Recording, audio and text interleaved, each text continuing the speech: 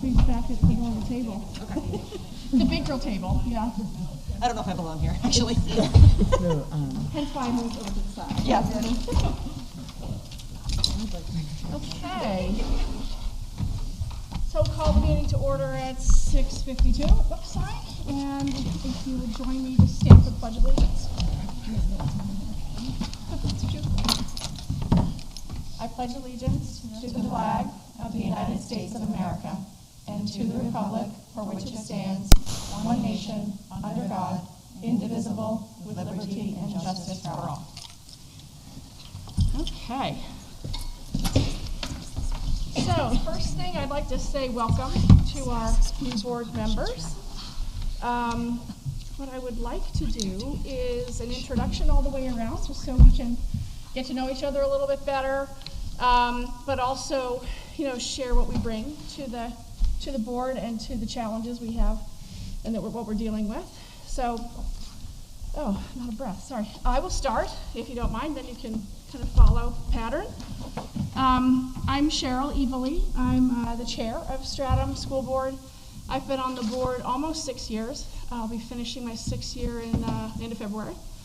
I've lived in Stratham for almost 20 years. I have 2 kids who are now a freshman and a senior at the high school. They both came through Stratham Memorial not that long ago. It goes really fast. I live here with my husband and my 2 kids and my dog, not too far, right down the street. But my background is a little bit mixed. I have an undergraduate degree in finance, graduated magna cum laude from Syracuse with a degree in finance. I also went to business school, so I have a master's, an MBA master's from Cornell University in marketing and strategy. I've worked about 35 years in industry for global multinational, well, they would be multinational for global corporations, some Fortune 100s, some Fortune 50s. I've also worked for smaller, privately held companies, owned by wealthy billionaires. I've worked through brand management, brand strategy.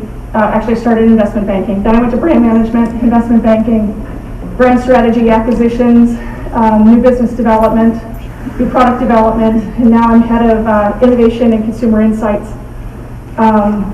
and strategy, actually. So that's my background. I feel like a little bit long in the tooth in the work that I've done, but I think what I bring to this is obviously technical skills in how to run a business and how to be efficient, but also creative problem solving and strategy development for long-term thinking. So that's me in a nutshell, and I will hand it to Kate.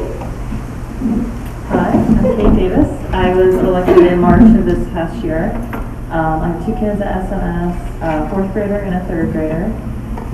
We moved to Stratham about 6 years ago. My husband and I had moved all over the country prior to that, as he was in the military. We came back here, but I actually was born and raised in Newfield, went through the whole SAU 16, and then went to UNH where I met my husband.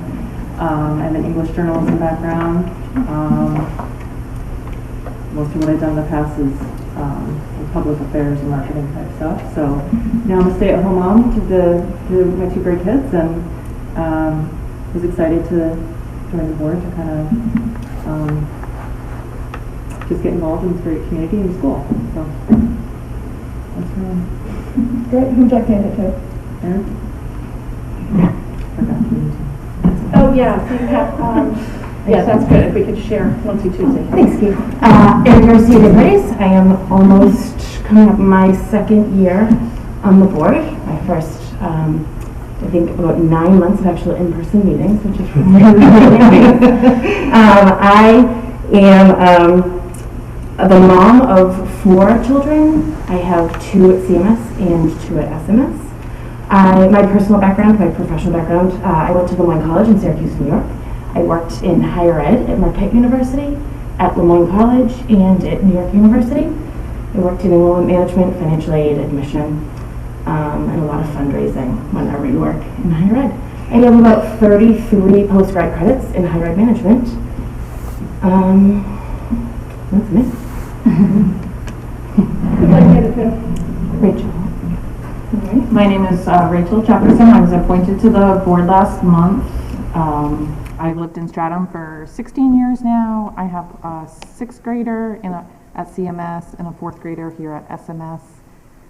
I went to the University of Rhode Island, and I've been working for a property and casualty insurer as a complex casualty claims analyst, where I negotiate and evaluate cases that are in litigation or are more complex in nature. And I've always been active in town goings within both the school and the town, and I am just interested in the process, and I think I bring a lot to the board in knowledge on budgets and just overall problem solving and communicating, and that's all. Margaret? Okay, last but not least, I am Margaret Draken-Show. I know it's a mouthful. I have lived in Stratham for about 8 years with my husband and my 2 sons. One is a 1st grader here, and one will be here in a few short years. Get ready! I also was elected just last month with Rachel onto the school board, which I'm very thankful for the opportunity. So for the past 15 years, which is hard to believe, I have been working in the pharmaceutical industry. I've been doing various forms of sales, training development, district sales manager. I've worked within different specialties, different marketplaces.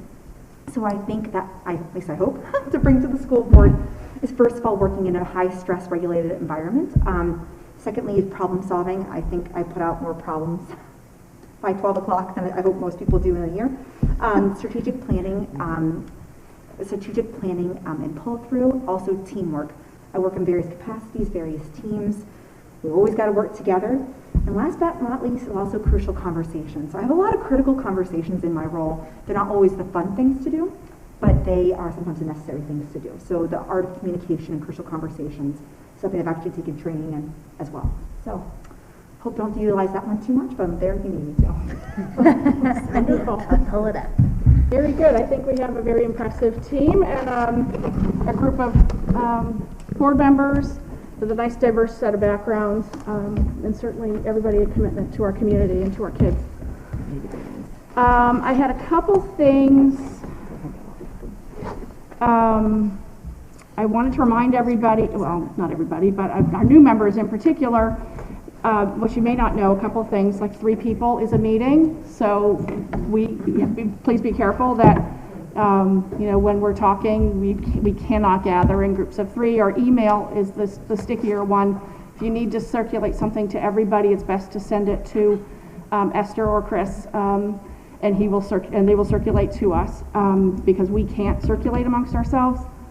I also pulled out and printed a couple policies I think are really interesting, and they're available. Everybody can read them. These are the board superintendent relationship and also school board powers and duties, just so everybody has, these, for bedtime reading, if you don't mind. It's kind of a quick start for you guys, right? All of a sudden, I printed enough for everybody just so you guys have them as well, although I'm sure you've read them already. But just give those a scan so you know what's expected of you in the next few months. And then there was one more thing. Oh, there's a workshop in January for new board members. I can't remember exactly what it's called, like basics of being a good member or something like that. You probably saw it in your email or your SAU email. Mm-hmm. Those workshops tend to be pretty good about basics, and then if you have time, that would probably be worthwhile. So that was all my background.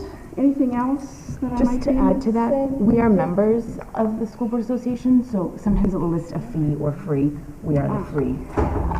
So it's a Zoom thing, you can just sign on and do it. Thank you. Great. Very good. Thank you. Okay, so that I think ends my welcome. Organizing and committee appointments. Because Carissa was the vice chair, we have that role open. So we do need to decide that tonight. And then we also need to review committees to make sure all the committees are covered. I think Carissa had one that has not been reassigned. So we'll talk about that as well. So first, the vice chair role. We just take nominations, right? You take a motion, you get a second to that motion, right. and have discussion. Okay. And if that motion doesn't pass, then you can take another motion. Okay. So I'll take a motion for nomination for vice chair. If anyone would like to make one? I'll make a motion for Aaron, being the more, after you, the most senior ranking member from a duration standpoint. Great. So we have motion from Margaret to nominate Aaron for vice chair. Do we have a second? I'll second that motion. Okay, so we have motion Margaret, second Rachel. Okay, any discussion? The first part of the discussion should be, Aaron, would you do it? I would accept if Okay. the board voted me yes. Thank you. Okay. I'm sorry, you're keeping track, so I don't need to do this, right? Correct. Okay, thank you. Any discussion beyond that? I don't have any questions. Okay, we can vote. All those in favor, say aye. Aye. So we have 4 ayes. Are you voting for yourself, Aaron? Abstain. I feel Okay. weird voting for All myself. right. Okay, so the vote is 4-0-1 with Aaron abstaining. Okay. That's very polite of you. Okay. So that passes. So thank you, Aaron, for stepping up and filling that role. Thank you for not disagreeing 100%. Well, that can happen. So you could be nominated and then somebody say, I don't want to do it. Okay, so next up, committees. I just want to make sure we've covered everything. So I'll just go through my list that I wrote on my page here. So building is me and Kate, right? Mm-hmm. Kate, you picked that up front, and that was Carissa before. No, that was Sarah. That was Sarah. Okay, so good. And let me know if you want to make a change, okay? Because I just want to make sure. Don't leave me. No, I want to stay on building and safety. Okay, that's fine. I just wanted to make sure. And please, I mean that for everybody, please speak up. If you've got too much, then we've got 2 people. So, safety is Aaron. No, safety is Kate. Okay. And you're fine with that? Yep. Okay. Policy is Aaron. I'd like to stick with policy. Okay, fine. Nobody ever. But Okay. Thank you. You said it. Look at that. interesting. It's important right now. Okay, superintendent review. That was Carissa. Okay, so we need somebody. Anybody interested in working on Could you share a little superintendent? more about what the scope of what that entails? I haven't been part of it, so I believe that the scope is determining what the goals will be for the superintendent, aligning with him on what those goals will be for the year and how they'll be measured, and then interim feedback, which we're coming up on time for interim feedback in January, I believe, and then gathering the feedback for year-end feedback, which happens in May, June. And the committee meets to collect feedback and what the questions are, et cetera. Mm-hmm. So I don't know how many meetings it is. Do you know, Chris? Usually once a month, and it is Okay. members from all the other boards, so there's about 8 of you. Mm-hmm. That would be part, and what you would do is take back recommendations from what you talk about and get input from this board on the superintendent evaluation. But you'd be kind of the communication piece back and forth. Mhm. And I think in the minutes from the last meeting, Carissa shared that they were talking about doing a survey to add that to feedback. I'm not sure that was decided, so that's probably an open item that they're having conversation about, I would guess. So are either of you interested? I'd be open to it. Okay, is there another one for me? There is not, so jump ball here, ladies. Go get 'em. Okay, Rachel, you want this one? Okay. You'll be great. Okay, so that brings me back to, is there something that somebody else wants to give up so that we can have Margaret on something? And I'm just throwing it out there. If you want to take safety, you can. I'm interested in the building one now that I'm on it. Sure, I'm happy. I would love to take that one as long as that's Okay. something on toes. Sure. And I think that's a good choice, Kate, because my term's up in March. So it would be good to have somebody whose term is not up in March Yep. on that one. Okay, so we sort of Kate here, we got Margaret there, all right. Oh, and the last one is the Kovid Committee, which, Erin, you're still covering I on am on Wednesday that. morning. It's Yep. not technically It's not a committee? not really, but it's an obligation, Yeah. right? Okay. Yeah, it's a team. A team, It's a yes, team. okay, and Erin's doing that, okay, great. So I have everybody everywhere, good. Cheryl, just before yeah. Margaret commits, the safety committee is during the day, so I don't know if that would affect your work schedule. It is only quarterly, we meet 4 times a year. The next one won't be till January, but it is usually 2 hours in the 9 morning. to 10:30, right? Yeah. 9 to 10:30. I'm so glad you raised that. Yeah. Do you know what day of the week it typically is? The reason is I'm actually off on Fridays, Okay. so. I It is could- not on Fridays, it's Okay, usually great. Thursdays, but I can get you the date right now. Let me look it up. 'Cause that would be a challenge, but it's just quarterly. Could she be zoomed in? Can you zoom from work? I could Zoom, yeah. I think some people are zoomed in or have been in the past, I don't know, but. As long as it's not like a last hindrance or, and I get you, If they're people doing speak maybe more to it, but. What's that? Sorry. Like, do people Zoom in or? I don't remember there being, Okay. but I've only been to 2 of them. Oh, The first okay. one was Zoom because of COVID, and then the Right. second one was in person I think with again. most of the Yeah. meetings we've had times where people have zoomed in. Yeah, that's probably, I can't see why that would be an issue. Wednesday, but- January 23rd is the next meeting, and then we wouldn't meet again until May. And it is from 9 to 10:30. I could switch with you. If you want to do Is superintendent, that I could do okay? safety. I'm starting a new role in January, so fine. taking some time off. if Okay, I'm not gonna be so we'll once switch a you month. too. Thank you for your flexibility. No problem. All right, so we got Margaret on superintendent, and we've got Rachel on safety. Thank you, very good. Now everybody's got one assignment, that's good. Okay, so I think that's it on that. We will have a non-public session tonight. It'll be towards the end of the meeting. We have a few things we need to go over. And so that brings us to minutes, November 17th. And just as an FYI, typically, only the people who were attending vote on the minutes. Everybody else abstains. And we're looking for edits. I did see a couple things. We have roll call votes. We have roll calls in all of it. We don't need roll calls. Nobody asked for a roll call. We don't need them here. So I'm going to mark them. All these go away. All these tables go away.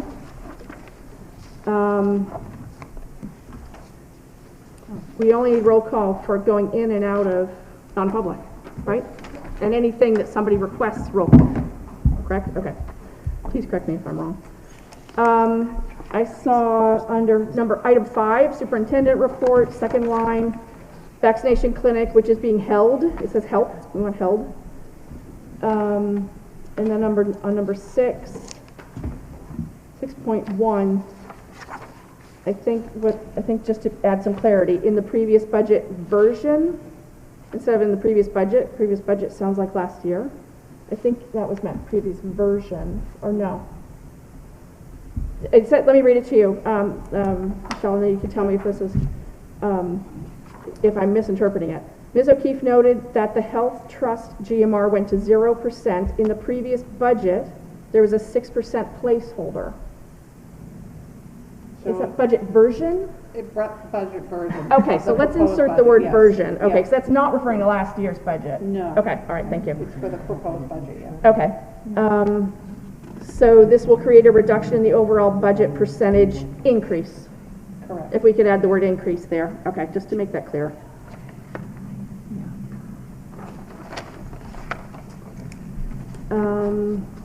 Under 8, that first line, 8.1, the level of transmission is substantial with the current, I think it's new cases over the last 14 days is 520.2. It's not percentage, it was new cases. If we could change that word. And then, the last, on text closing statements, Ms. Evely made a motion to approve the expenditure of $2,200 for professional development for Steve Gagnon, not Garvin. Correct. Gagnon. And that's all I saw. Anybody see anything else? Cheryl, there's just a spelling under number 7. It's Julia Tollis, so it's Guilia, Tollis. Can you spell that one more time? Yep, Guilia. Oh, okay, Julia is wrong. Okay, I get it. And then Tollis is with an IS, not ES. Tollis. Yep. Okay. Thank you. Yep. Anybody else? No? No? Okay. All right, so then we can do the non-public, and then maybe we can do a motion. Non-public minutes, same date, 11/17. Yep. Members present, that's correct. Not sealed, and leave at 10:43. Anybody see anything incorrect? Yes. You do? Yep. So if you go down to number 5, members, people present, Yes. it's Rebecca, not Rachel, Okay. and there's an N before the D. Oh, okay. So correcting the spelling on that name. Okay, Right name. thank you. Anything else? Okay, can we have a motion to accept the minutes as amended? I'll make the motion to make the amended minutes. Thank you, Aaron. Second? I'll second. We only have a couple options. Thank you, Right. Kate. Second by Kate. All those in favor? 3 and 0 and 2 abstaining. Okay, great, thank you. 3-0-2. Okie dokie. And you can see we had a late night last time. Yes, you did. Doing our best not to repeat that tonight. Okay. Is that a promise? What? Is that a promise? No, unfortunately, I trimmed a couple things, but I don't know that we're gonna pick up enough time. Okay, next we have our teacher's presentation. We're gonna move, this is from the principal's update, but we're gonna move a piece up here so that people can go home. Yep. Thank you for being here tonight. Thank you so much for having us. Are they all set? So Kitty asked us to come today just to share with you about our November 2nd PD Day, which is all about math. And it was like one of the best PD days I think that we've had. It was, we had broken up into 3 groups. And they were across all grade levels, so we're feeling like there aren't a ton of time for grade levels to talk, K to 5. So there was 1 or 2 reps from every grade level in a group. They attended 3 different sessions. So one was structuring math workshop and different ways and ideas to do that. Another one was different math practices that people are doing. And the group that we ran kind of had people bring some of their most favorite resources that they're using and kind of build like a library for great ideas of what teachers are using. And it was just so positive. Like it was celebrating all the great things that people are doing. And it was really cool to see what people were doing across grade levels and how we could use them in any grade. So from that, we ended up having this huge Google Doc of just like games that people were using, websites that they found were really valuable, ideas. That it was getting really disorganized, so that night we're like, let's make this into a website so that it's really easy for staff to access. So that's what we did, and that was what we were going to share with you tonight. This is Jen Neal and Kelly Needham. Only Jen Neal and Kelly Needham in 3rd grade would create a website in one night, just to be clear. I believe it was made I think it was actually during the in hours. Yeah, like they were like so upset. We were so excited because I mean, we've been using it all the time, but also just to have a resource like that, you're always trying to like navigate quickly or find all different things. So to have it all together where everyone can access it, it's like, we just didn't have that. Magic. Yeah. Can we hear them all? Can you make it big? Yes, I think so. Okay. Not even Do you want me to hit the He link? was over there and moved something over there. I mean, we'll just go through it pretty quickly because people can explore it on their own, but these 2 presentations were what other groups did, so we were able to link those in so that people can go back and refer to them about practices and structuring math workshop.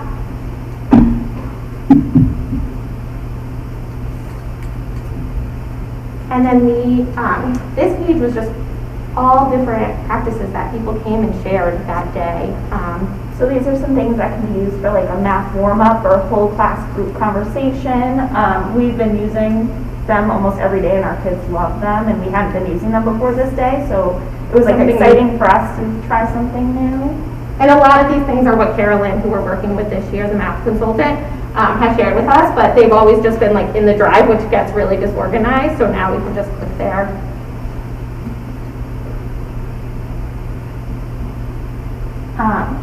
this is through North Carolina. They have units of study, they have games, tasks, a great bank of resources that a lot of the grade levels are using. So we just put those all in one space so everybody can access them from the same area.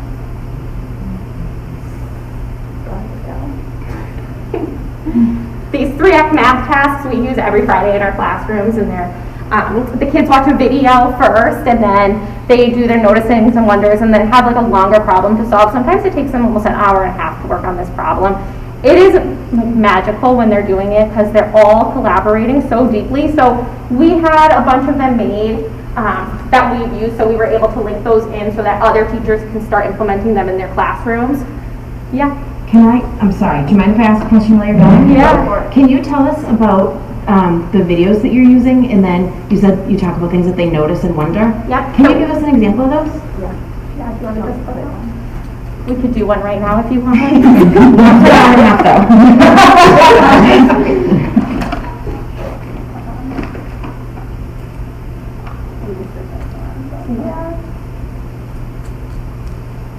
So it's always a real life example. So for this one, they watched this little video.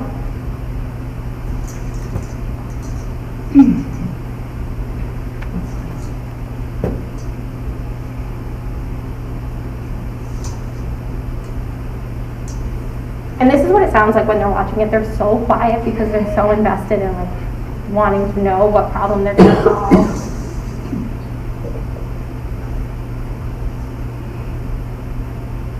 So some of their noticings would be like, oh, I noticed that there's 17 pretzels in each pack, or 3 packs equals this many. He must have emptied the pretzels out to count them. And eventually they're led to wonder, like, how many pretzels are going to be in that box of 60 packs? And so really these third graders solved like 17 times 60 without even knowing it. And they were like just so excited. And this one was cool too because some of them said how many pretzels would be in 30 bags, how many would be in 15 bags. So they solved different questions that day, which was really awesome to see.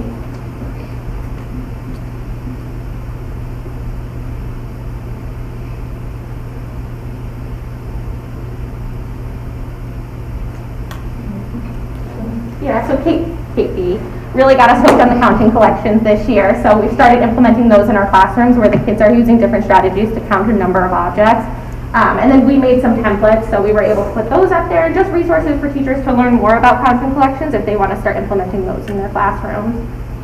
I would just add that like counting collections are often used for like K1 and 2, right? Grouping objects or efficient strategies for counting. The work that we were starting to look at in 3rd grade and above was how do you organize your objects to efficiently count them in ways of building arrays? How do you look at a group of objects and divide them into fractions of sets? So there's a lot of things you can do when you have 87 items to be efficient in your counting. So kind of letting kids develop those strategies and kind of letting them play with it a little bit and come to their own understandings of how to organize numbers. It can grow with them, and just depending on, it's really appropriate for, I would say, K to 7, if you use it, the right way. So, and they're fun because they're like bugs and stuff. Not me. These are some online games and apps that some teachers have been using for the iPad and the Chromebook. And then these were websites that teachers shared that we use or that other people have been using that just have really great resources, so they're all at one place. Some of these resources are also really great for parents and caregivers because I think there's often lots of misunderstandings, particularly in the area of mathematics, because our instruction and learning has changed significantly in the past 10 years based on, longitudinal data about mathematical learning and concepts and the way our brains work. And I find with, having done many of those websites with families and bringing them in and watching the videos it really helps parents better understand why we're doing things the way we are, because I think it can be frustrating when I learned the traditional algorithm, why can't my kid? Well, because you memorized it and now when I ask you to apply, you have no idea what you're doing, right? But so they can be really helpful, and then parents are like, oh, now I know how to help my child at home, instead of I don't know what to do with that. And again, I've found them really valuable resources for the home as well as the teachers. That's great. Any questions? I don't know if you guys had to talk about the last slide. Did you talk about the virtual manipulatives? I know it was up, but then we started talking. Sorry. The last slide Jen had up was virtual manipulatives. So just, I don't want to steal your thunder. Yes, you do. No, I don't. It has like fraction tiles, so kids, I mean, whether they're on the iPad or the Chromebook, can move, and if they don't have the physical item in front of them, kind of see like what's equal or use today's time block. Kind of a great way to just always have those on hand. This has also been valuable for any of our students that are missing extended amounts of time, and we know that that's happening right now, that they can access this from home because they don't have the same resources they would have in the building, right? So, and we know with math, understanding that concrete, the playing with the resources is really that first foundational piece, and they can do that from home now, which is, you know, something we learned a lot more about last year when we were sort of figuring out how to best meet the needs of our students when we didn't get to see them every day. Can I ask a question? So tell me more about this website. So you went home that night and you're like, there's too much information, but it's not organized to even be able to use. So if you have, if you're a teacher, are you doing your lesson plan, scrolling through this and putting together a lesson plan? Or is this something that you say to the kids, here your is this like part of a math menu? Can you tell me more about the application? No, this would be resources for teachers. Yeah. Yeah, so during that day, we ended up, the teachers were like, we're using this game and it's working really well for multiplication, or we're doing this, or this website is really awesome. I'm finding really great lessons on, like Math for Love, which I had never been to. So we were like, let's get that all together. So when teachers are trying to plan really great lessons, they can just access that website and everything will be right there for them. So that was, Yeah, when we are using some of these things for like menu items and whatever, so we have things that we always use, but if we're looking like for something new, or, you know, oh, I wonder what that website has for area, like that's what we were doing today, checking out what they have for area and kind of pulling what's best from those pieces, if that makes sense. Awesome. Thank you. Yeah. That's cool. Any other questions? A lot more interesting than math was when I was memorizing properties. Right. You mean And laws. cheat sheet in your calculator? Yes, me too. Graphing calculator. No, that's great. And I love to see the emphasis on math. Thank you so much, Kelly and Jen. I appreciate you coming. Thank you.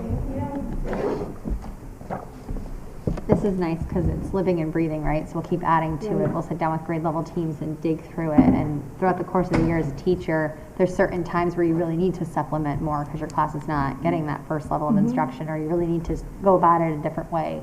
So I think throughout the year, there's different times and places for teachers to hop right into that and to continue to add ideas. So it's kind of open platform. Everybody Open can platform. add. No. Everybody can, no? They have to send it to them and they will put it Oh, on. they do the There's like a vetting process. Yes. Okay. Accessible to everybody, but they are the organizers. Yep. Very cool. Thank you. Thank you. Thank you, guys. Okay, so we're going to move on to board reports. Let's see, policy committee. We had two lovely policies for tonight. We do, okay, so the IB, academic freedom, is that IB, academic freedom? Yep. This is our second look at it for some of us. Which ones? IB, it's nice and short. Yeah. It's pretty straightforward. If you haven't read it, will you take a minute to read it? And this is new law. This is new. Okay. Have a good night. Bye. Is there any editing allowed on this one? So Is this just that's what we official? should have done at the last meeting. We looked at this quickly Yeah. and moved on from it because we were really bogged down Yep. at the last meeting. So it would be great if we could pass this tonight, but if not, we can edit. My only edit is, Yep. is the way it's written. It's the English. Okay, so. The only edit is every word. No, it's not the intent. I Okay. mean, I don't want to change the meaning. Yep. It's just, they didn't get the English right. So it's like, is colon, and that makes sense for number one, inherently superior, blah, blah, blah. Yep. Inherently racist, blah, blah, blah. It's not okay for should, right? So 1 and 2 should be is inherently, and we should get rid of is colon, is at the colon. Yep. It's just not good English, that's all. Do you understand what I'm saying? Where's your, oh, this is right here? Yeah. Yeah, okay. I mean, it should go, Is, and then parentheses. is inherently, Or put that. at one, at, item 1 and You want the item 2. is's at 1 and 2? Yeah. Yep. So it's just, it's an edit? Yep, we can do that. I don't like it when they don't write it right. Other than that, it's, in my opinion.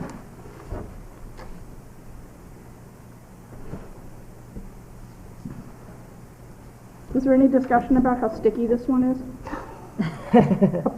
No. Okay. Do you want a conversation about how sticky it is? No, Okay. because I feel like we're locked in on this because it's law. Yes. I just wondered if there Yes. was any discussion or editing already taking place at that committee level. Yes. Plenty. And this is the best we can do? Yes. Okay. The only thing I would offer, Cheryl, is that a couple of boards have chosen to change the name, which you are absolutely capable to do. A lot of it is the language from the RSA, which you really can't change. Yeah. But they changed it because academic freedom really, the interpretation of that can be taken many different ways. Right. Other boards have now named it policy in response to RSA 193:1.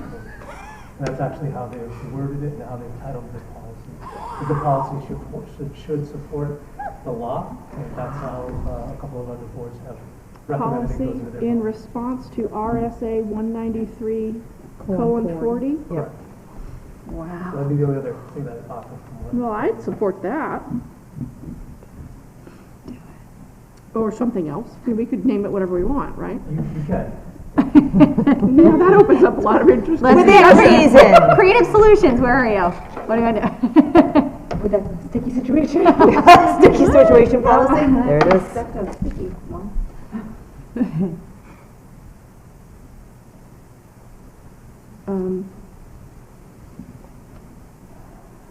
Any comments on that? Anybody have strong feeling for editing? Or not editing? I guess the motion would be to accept it as is or to edit it, right? Do we need a motion for that, to change the name? You do if you're gonna, if Okay. you're gonna accept it with the changes. You would With make a change? motion. That works. Yeah? Yep. Anybody want to make a motion? I'll make the motion to move the is. Can I include them both in one motion? To both edits? Excuse me. Move the is to after the number 1 before inherently in both of the 1 through 4 lists. No, 1 and 2, just 1 and 2. Right. And inherently. And change the name to policy in response to RSA 193:40. Motion by Aaron. Do you have a second? I'll second it. Okay, second by Margaret. Any discussion here? Anybody have any issues with this change? Anything? No? Okay. All right. All right, then we can take a vote. All those in favor? Let's raise hands so I can see. Aye. So we are 5-0-0. And we will accept that and change it. Okay, the next one. The next one is IGE, parental objections to specific course material. This is our first look at it. Can I ask why there is the co-op version and the SMS version? Was that just a mistake? Nope, the co-op has gone through it first and they've made some edits, so it's there as kind of an example of the edits they made to give you an outline for it. Because we weren't able to get you on the changes to this yet, so that was just an example for you all to see. So you'll see back and forth, there's some edits, words taken out, the content stays pretty much the same. However, it's some edits that were taken up by the committee at the last meeting. So what are we, I'm sorry, what are we reviewing the Stratham version? Or are we editing the Stratham version? You would edit the Stratham version, again, it's your first reading, so I think it's important for you to take in and look at the examples for the next meeting to make recommendations. If you want to use the cooperative as the wording and changes as such, or if there's other edits that you'd like to make to your own policy. So one of the big changes is that 1, 2, 3, 4, 5, 6, 7. The seventh sort of paragraph down makes reference to another board policy. We're trying to, when we're going back and looking at policies, we're trying to take out references to other policies unless they're necessary. So that's one that I would suggest that we go along with the co-op section, is making a reference to another policy. And delete that? Exactly. What's the KEC? KEC is, You can look it up if you want. It is, I forget what that one is. Yeah, the other folder. Was there nothing prior to this, like written policy-wise, that covered this? So this is brand new? No, this is okay. from 2012. 2017. And then we looked at it, see that down here, we looked at it Okay. in 2017.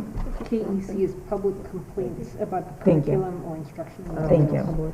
So this is parental complaints and KEC is public complaints. So we wanted to be specific that this is about the process of parental complaints. Okay, so you're suggesting we drop that? Yes. I honestly, when I read these, I didn't see any reason to change what you have for Stratham. It don't seem as problematic. Maybe provided by the school, that's already at the...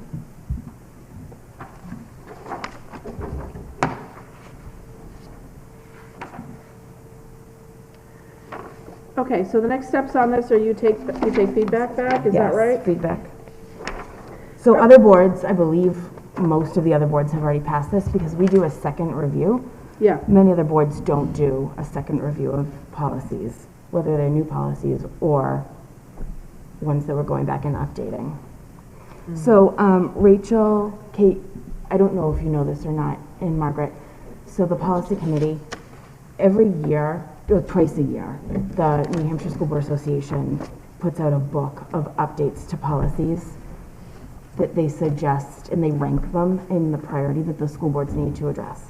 So then the policy committee we review those in priority. So these are ones that, some of them are, the district has prioritized them to us. Some of them are really old and we need to update them. Others are because the laws have changed and we need to update them. So that's how these end up in front of us. And then we do 2 reads of them.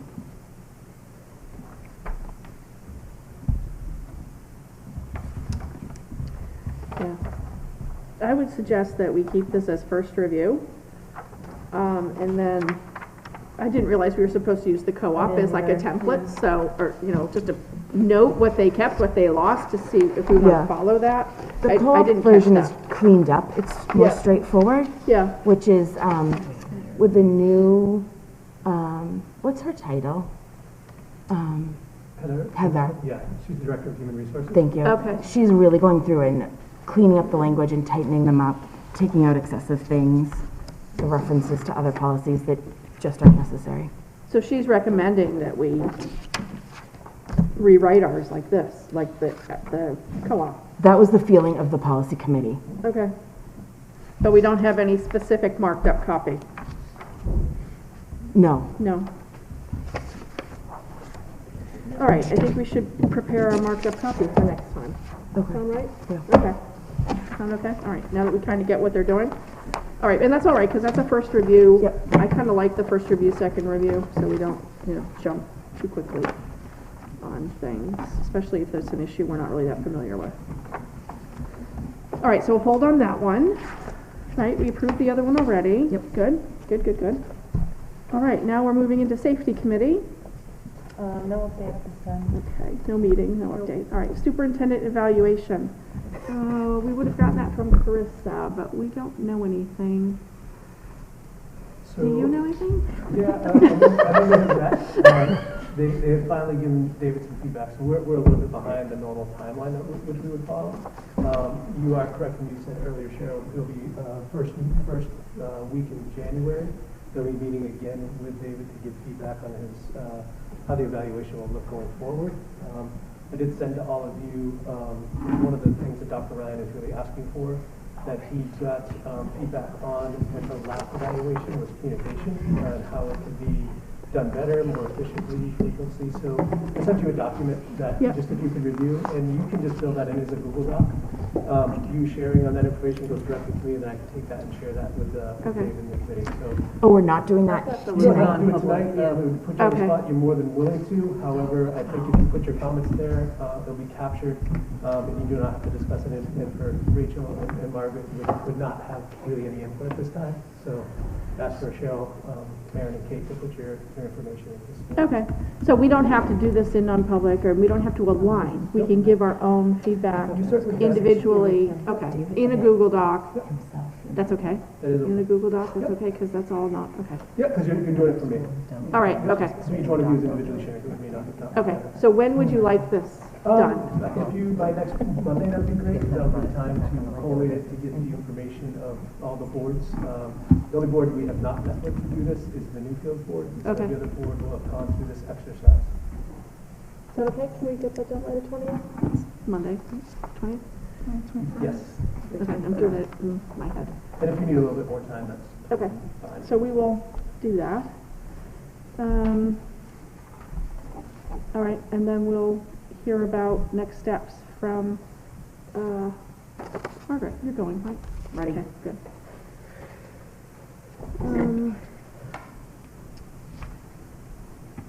Evaluation, okay, financial reports and manifests. I see we have a pile. Kate, if you want to get started on those, get signing on those.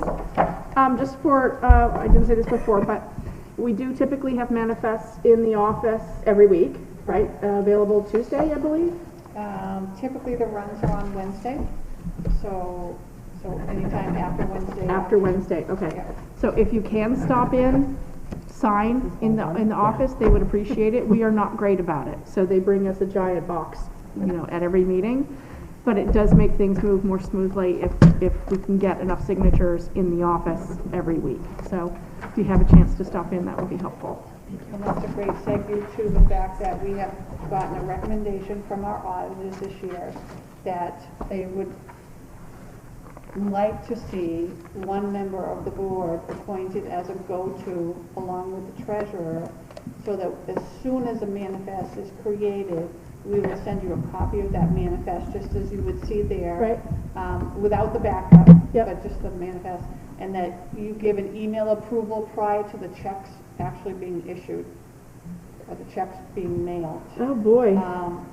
And then the rest of it, we will bring the rest of the manifest to the board in a normal fashion. It's just a recommendation. They feel it's a much more secure, and to get those approvals prior to the checks going out. So one board member One board weekly member. receiving those manifests electronically and signing them. Correct. So you would usually see an email from us on a Wednesday afternoon, possibly a Thursday morning, showing you the manifest that had been created. And then, obviously, if you have any questions, just send those questions back to us. We'll get right back to you with an answer, or show you an invoice, or whatever you have a question on. And then that will meet the new auditor requirements. I can do that, Cheryl. Okay. I'd be happy to let you do that. I know. Thank you. I'm here It to, feels like something I need to do. I'm here to so support. glad you're going to do it. I'm Thank here you. to support you. So Erin's going to take that one. Great. Thank you. All right, good. And do you have like electronic signature or something? Probably Sure. easier to get that set up Absolutely. and make Well, life I think easier all for we need is yourself. your email, so we'll keep that I think, copy of maybe that I'll chat with email. you. Use that, Good for okay. the auditors. That'll That's- be great. That's good for them. Yeah, Okay. I'll figure it out. One meeting a month. Right. Commitment. I can email. Totally.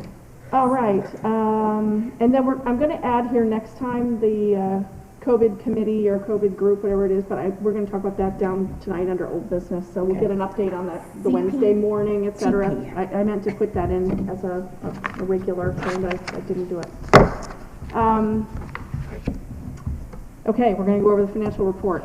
So we did manifest, we talked about that, we're going to get signatures. And we're going to look at tonight's budget, right? Or tonight's, or tonight's So spending. you received in your package, the position report that we sent to you. We started the beginning of the month, or we ended last month with $804,813. We have spent or encumbered an additional $46,577. down to a remaining balance right now of $758,236. So one item that we did not receive in time to put into your board pack is we are now letting you know that we have gotten another health trust surplus refund. So, Wow. so for those of you who have not been here before, when we received these, basically, if the employee usage is not such to what they actually billed us for, they will give us a surplus, a refund. So we then have to take that refund and we have to determine which portion goes back to the employees for the contributions that they made versus what is kept by the district.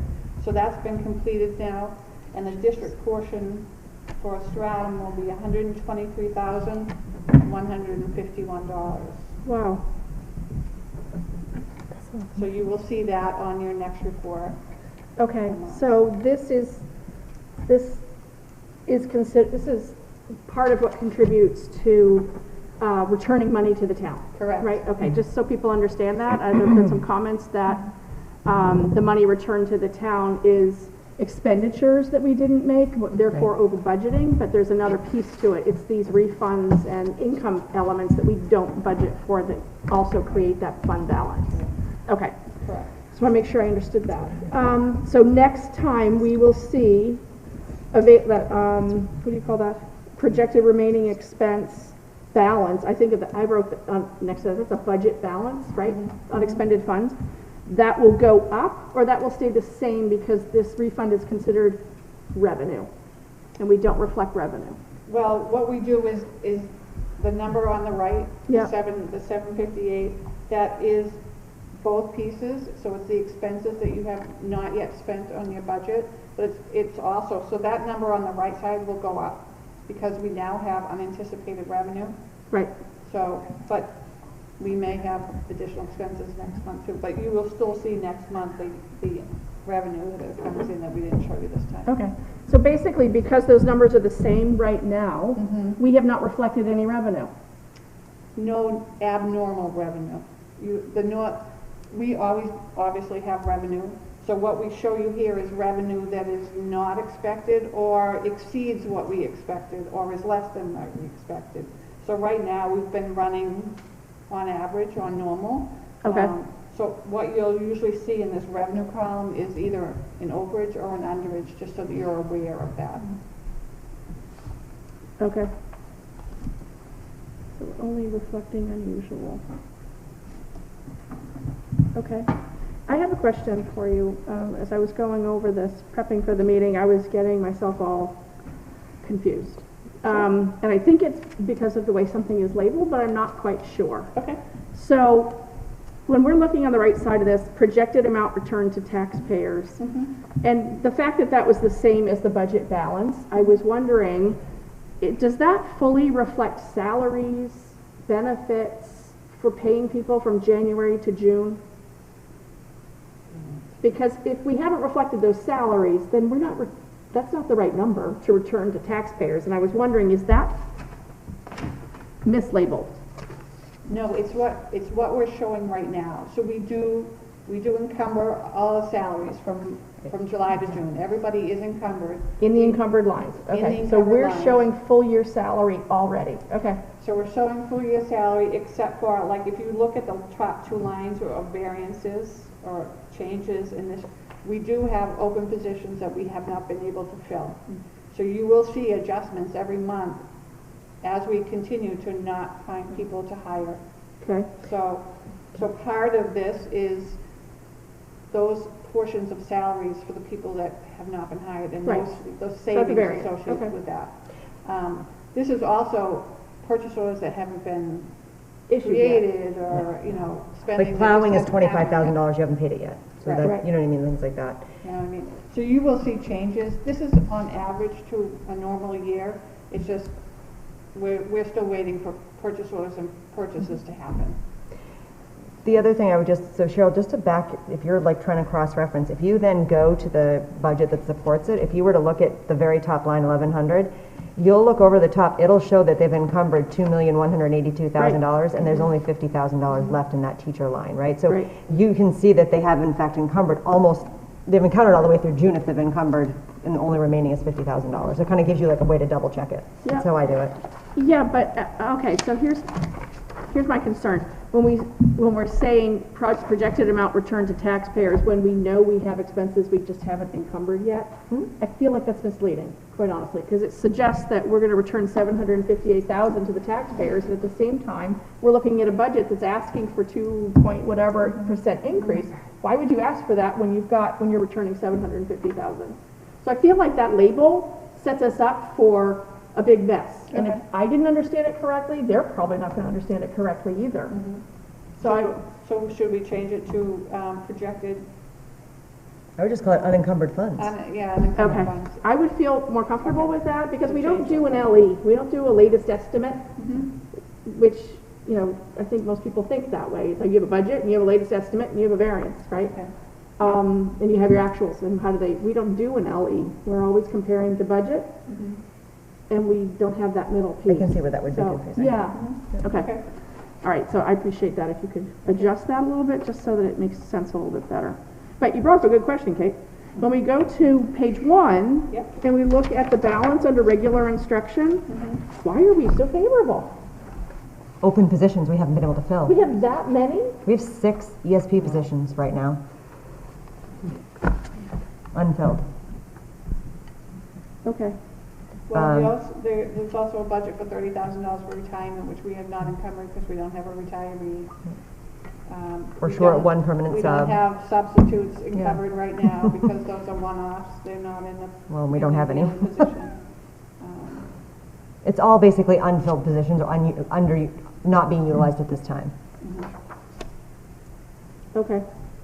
And that's our rationale for why, but you expect you're going to fill those, hopefully, because we're building on it next year. I mean, that's the part that I'm So we literally had, how many this week, 3? Two. I mean, we're interviewing all the time. The reality is, we've also had, we hired 2 in November and both of them have already left. So, I mean, that's just our reality, right? Yes. They came and left already? Oh. The work's hard right now, Carol. Yeah, well, yeah. So that's just our reality right now. Okay. And we're offering the right amount of money for the market and? It's a CBA. Okay. Wow, all right, but the point is you're planning to fill those positions as best available and build on them for next year to add 2 more roles. Yes. So we do have quite a few open positions. All right, that's what I just wanted to confirm. It's a public service announcement. We have several openings. Yeah. You just need to have the go to the SAU website and apply. We have fun, I promise. I will reach out to you in minutes of receiving your application. And under special ed, the aid salaries, that's the same situation? Yes. Wow, how many positions is that, just curious? So that's across both. That when I say the 6 or the 7, depending on, we're talking about ESPs, period. We don't categorize them as special ed because there's fluidity all the time. No, I get it. That makes sense. All right. So in the end, because we haven't been able to fill those positions, we will have some favorability to return to the fund balance at year end. That was part of the issue last year as well, right? Yeah, When we I had remember that. Okay. Significant fund balance, that was part of that was personnel. Okay.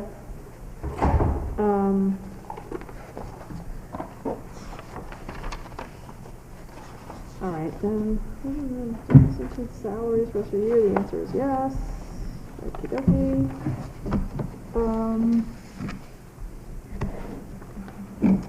That's 2 positions, the 20 there is open positions. Okay, well, let me just confirm, I'm going to carry this all the way to the end and beat this dead horse. On page 1, when we're looking at page 1 of the 2023 proposed budget, so I'm like moving on into this. And I was looking at, sorry. Page 1. Yep. Way at the end, with the 2023 in it. Does that have 2022, 23 in it? Yeah, read that. That's fine. Okay. So, why does mine look different? Anyway. When we're comparing the actuals of 2020-21 which is the year we closed in June, right? Yep. To the budget we're proposing for 22-23, we're going up about 10%. That's because we have open positions and we're adding 2 roles. Is that right? That's because we didn't fill them last We year. didn't fill them last So year. they didn't equal what we had hoped it would equal because we didn't fill the position, so there's Okay. already a bigger chunk there, and then we are adding 2 positions on top of that. Because we were favorable by 200,000 Yep. last year. Okay, so we've got these open roles. We still have open roles and we're adding 2 more roles. Okay. The other piece that plays into that, Cheryl, every year is that as people retire, we hire at a much lower step. Oh, right. So you have that differential sometimes. And we had you a lot would- of people retire. Yeah, and you Compare. wouldn't see it, well, there was, I think it was 3 years ago when we did the early buyout, so you wouldn't have seen it then, but you will now start seeing that more as people retire because we hire at Master 6 versus some people that are at the very top of the scale. So there is, and that's a pretty substantial difference, so it adds up very quickly. Okay. All right, that makes sense.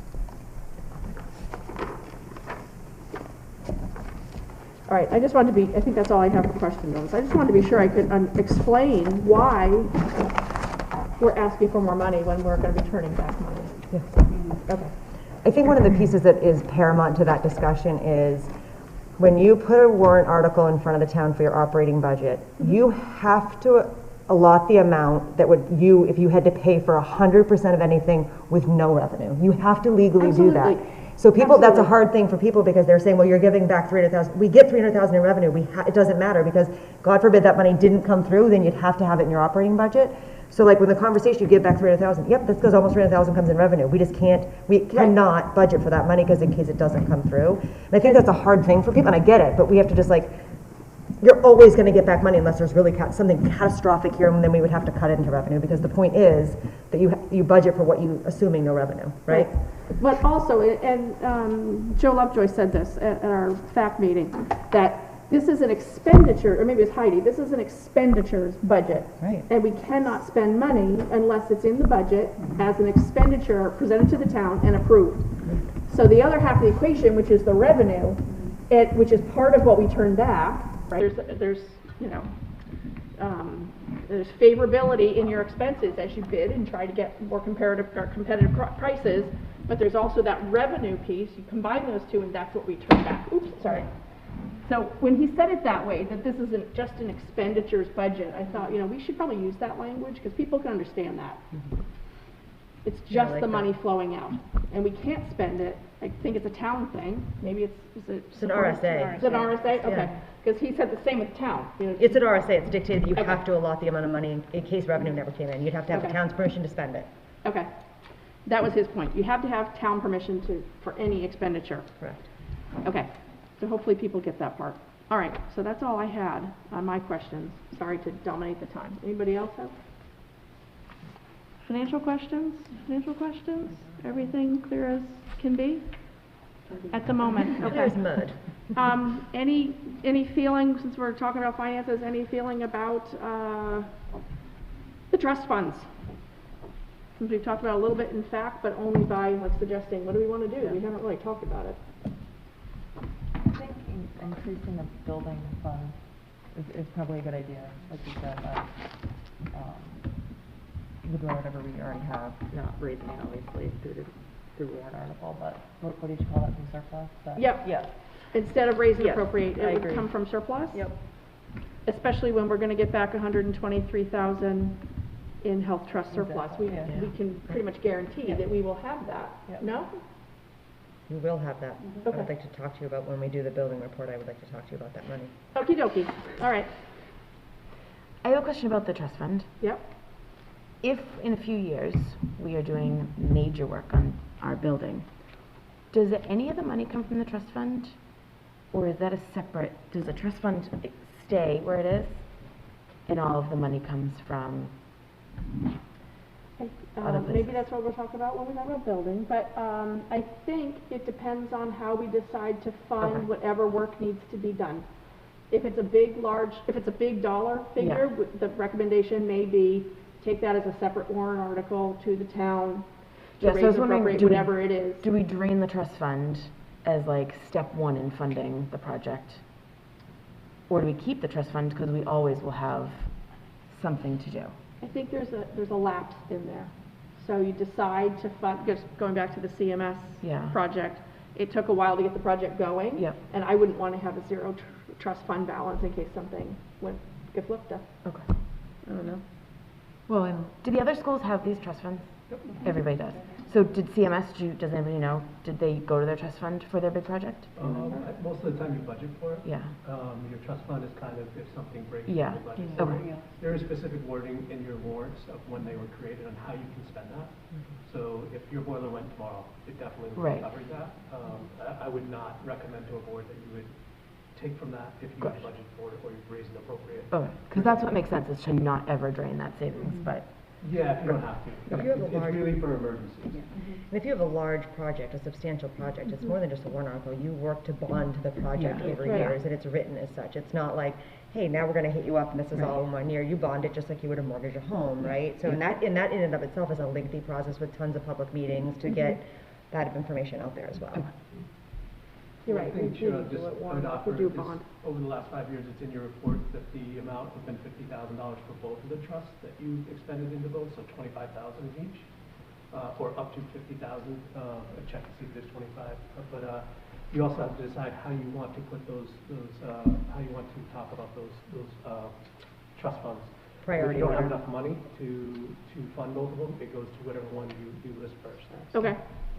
So if you only have $26,000 at the end of the year, 25 would go into the first one you list. So you have to decide as a board, do you want special ed to be first or maintenance?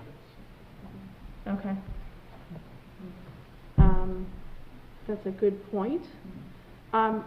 My thought, and I think we should talk about this as well, I don't think this bed trust fund needs a top-up.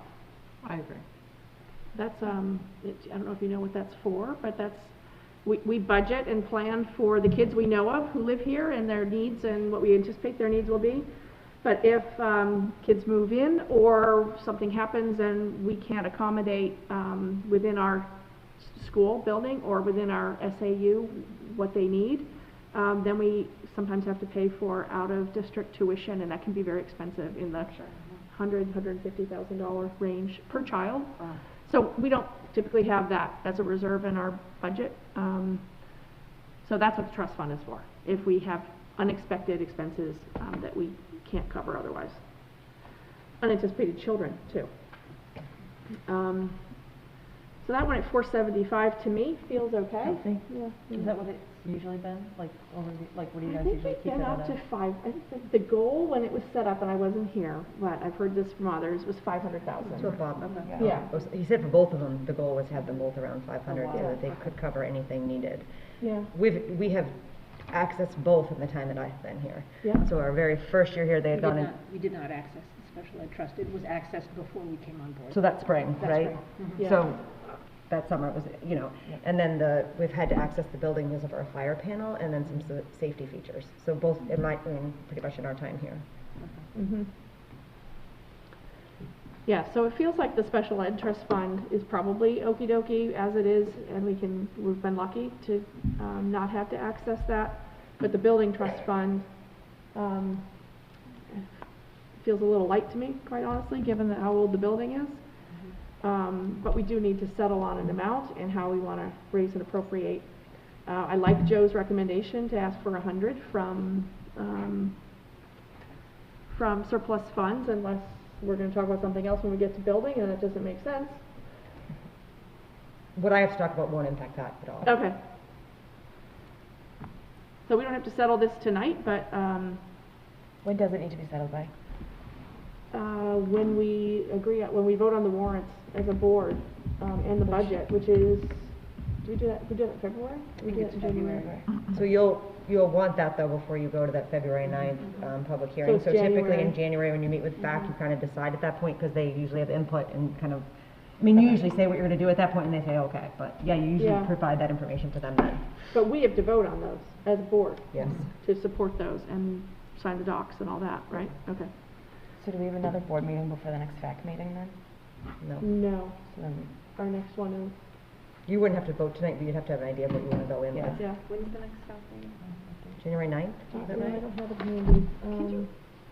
Can you present it as a percentage of the surplus versus a flat number? That's a great I question. don't know. Like, I don't know if that's ever happened. I would have to check. We've always presented it as a dollar amount. Yeah. So I'd have to check the council on that. I haven't seen it. Michelle, have you seen it in your time presented, a warrant article presented as a percentage of the unreserved fund balance to go into I've not seen it as a percentage, no. So that way you're not like I've usually seen fixated it as on one number up that to could, a certain is like, amount. yeah. Yeah, that's a good question. Like 20% of the unreserved fund Yeah, balance. we can check on or that. whatever. for you. I You don't can know. check. Okay. I think that's a step.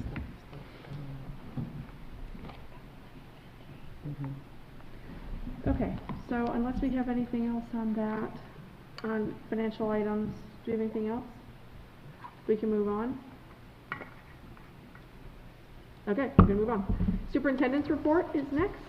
Sure. A couple things to highlight. Aaron, if you wanted to talk about the Kovid communications plan too, what we've been doing, that would be great to highlight that. But one thing that has come up with that is last Wednesday, Dr. Ryan and Ellen Riska, who's our Assistant Director of Special Services, met with Dr. Bobby Kelly and Dr.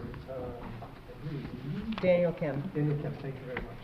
And also Judy Zabarski, who's part of Seacoast Mental Health. Okay. And really, they're going to start bringing in more physicians, more teachers, more speech pathologists, more educator and health field officials to talk about what does this pandemic look like in the future? How do we get through it? Do we have to wear masks for the foreseeable future, or are there different ways that we can do things in regards to the school? So that conversation has started. Dr. Daniel Kim, a pulmonologist, is in much in the mind that he'd like to remove masks from children ages 5 to 11 because of the anxiety and the uptick in depression that they're seeing. So it's an initial conversation, and it's really for visioning in the future of how we're going to deal with this pandemic. So How that far is in the nothing. future? I was not part of that call, so that was Okay. just the update that I've been informed of. I know that they're going to start to try to meet at least monthly to start having more conversations that they can share out with our COVID communications team, and then also with all the joint board members. So how would that flow? So there'd be these conversations, then the superintendent would make a recommendation to all the schools through the joint board, or I mean, how would we? Each board makes their own decisions, as we've learned. Right. So, but you would give that information at a joint board meeting, and then each board would have conversations about recommendations that are coming from the superintendent's office based on health needs and educational and also social emotional needs of our Yeah. staff and students. But Okay. it's also important to say, David Ryan has been very open with the fact that these conversations he's having are not changing his immediate Yep. recommendations. Mm-hmm. He's just open to hearing from all kinds of different perspectives. Thank you. Absolutely. That's good. Can I ask a clarifying question about that? So like this is this an advisory panel, was it technically called, this experts? We're a team. Oh, those, sorry, those. Yeah. The like team that Dr. Ryan met with? Yeah. Yeah, it wasn't really a formal name. Okay, I just want to make sure I We refer kind of to it came out, correctly. there's different perspectives and different opinions out there, so trying to bring everybody into the room to hear those perspectives.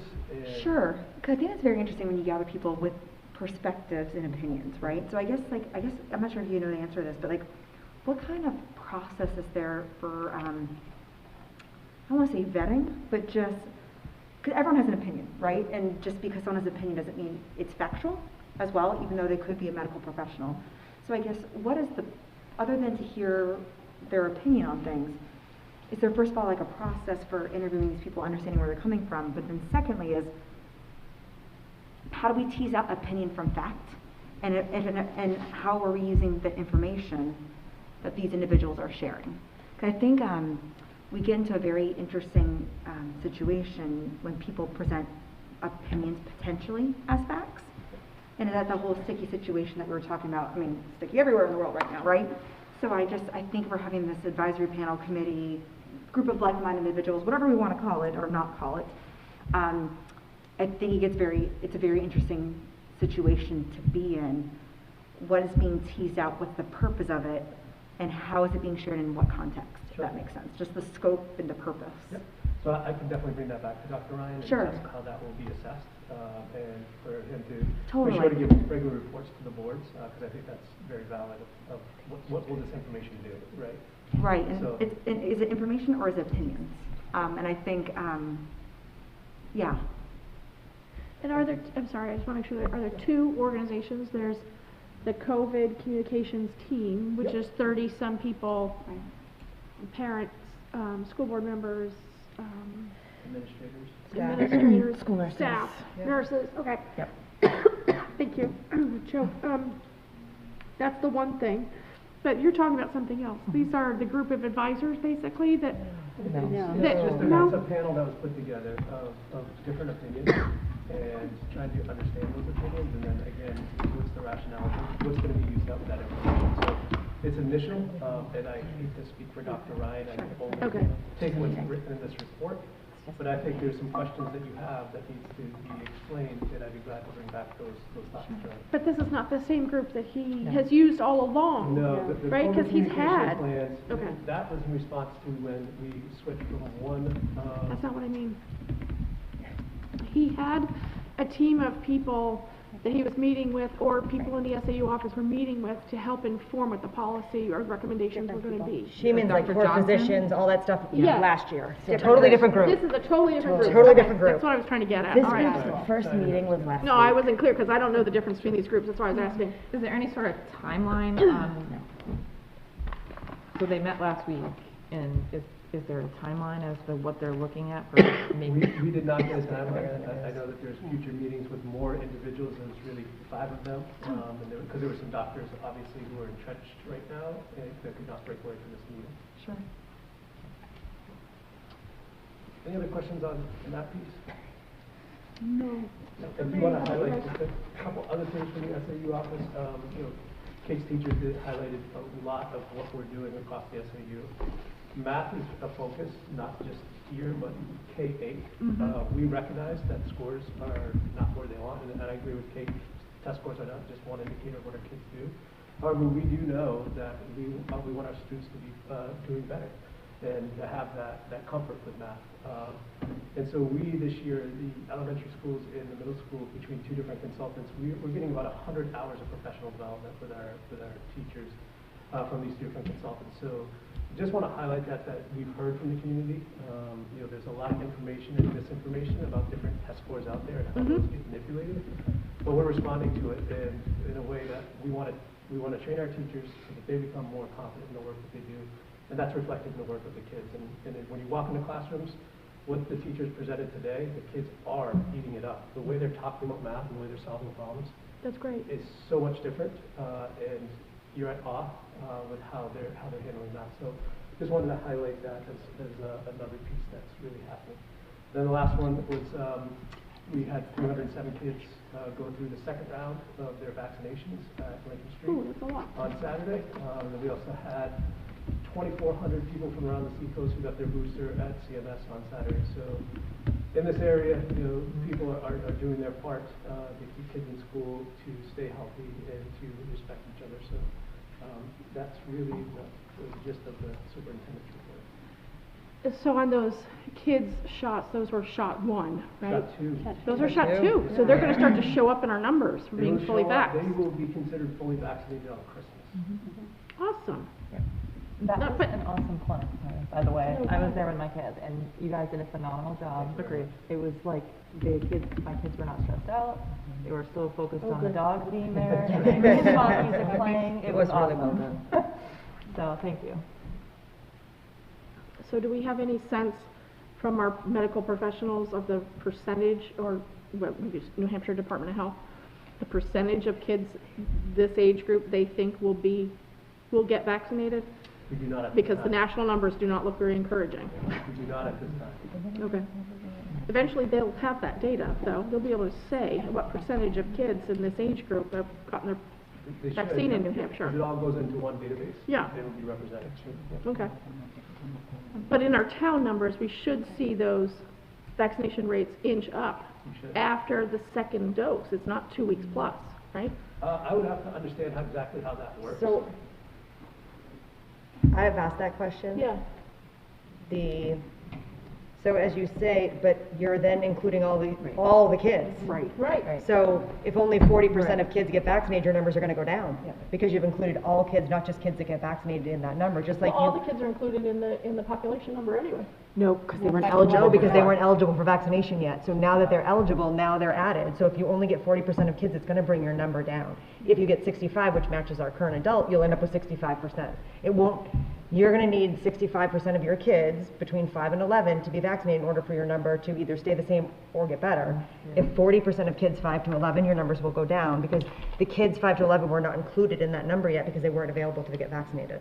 I asked the same I'm going to question. check this, but I Great. haven't noticed the population number changing for our town as the vaccination bans have opened up for different ages. It's been one stated number, but I'm going to go back and look and see if it's changed. Because I track this every week. Okay, because I asked the same question, so I'm glad if I'm happy to They be won't wrong. open the kids until they're fully vaccinated. Correct, but she's also talking about 12 and through 18. Oh, so- 12, 13. Yeah, And I'm that just didn't talking affect about the the numbers. vaccination rate in Stratham. You know, Yeah. I've been watching it.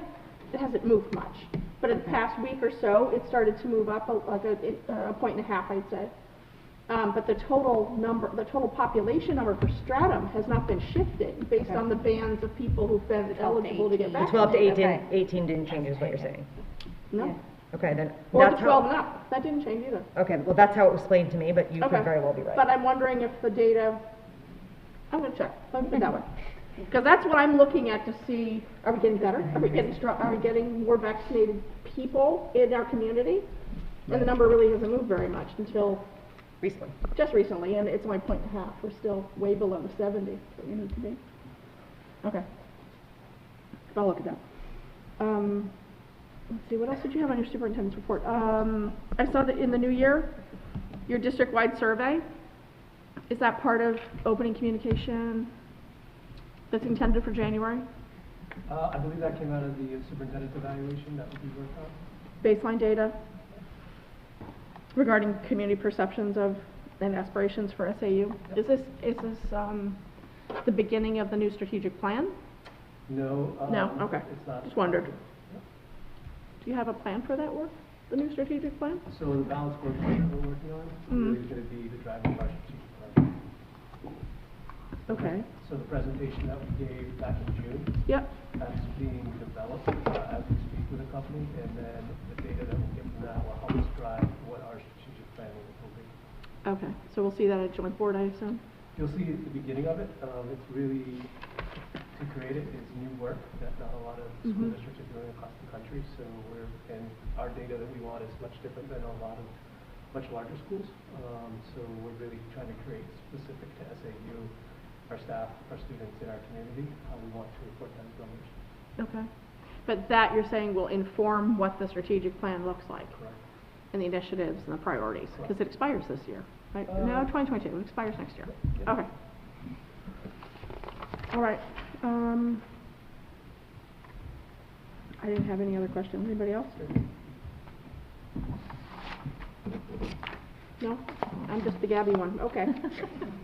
All right, let's move on. Administrative team report.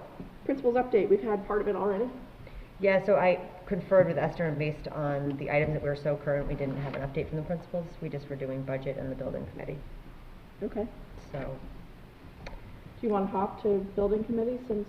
do you have any other questions about the budget based on tonight's presentation or what we just talked about? I don't want to gloss over it because I'm going to rush to No, go I was eat. just going to say we'll come back to it, but you're right. We can move to school budget if there's anything else for 2023.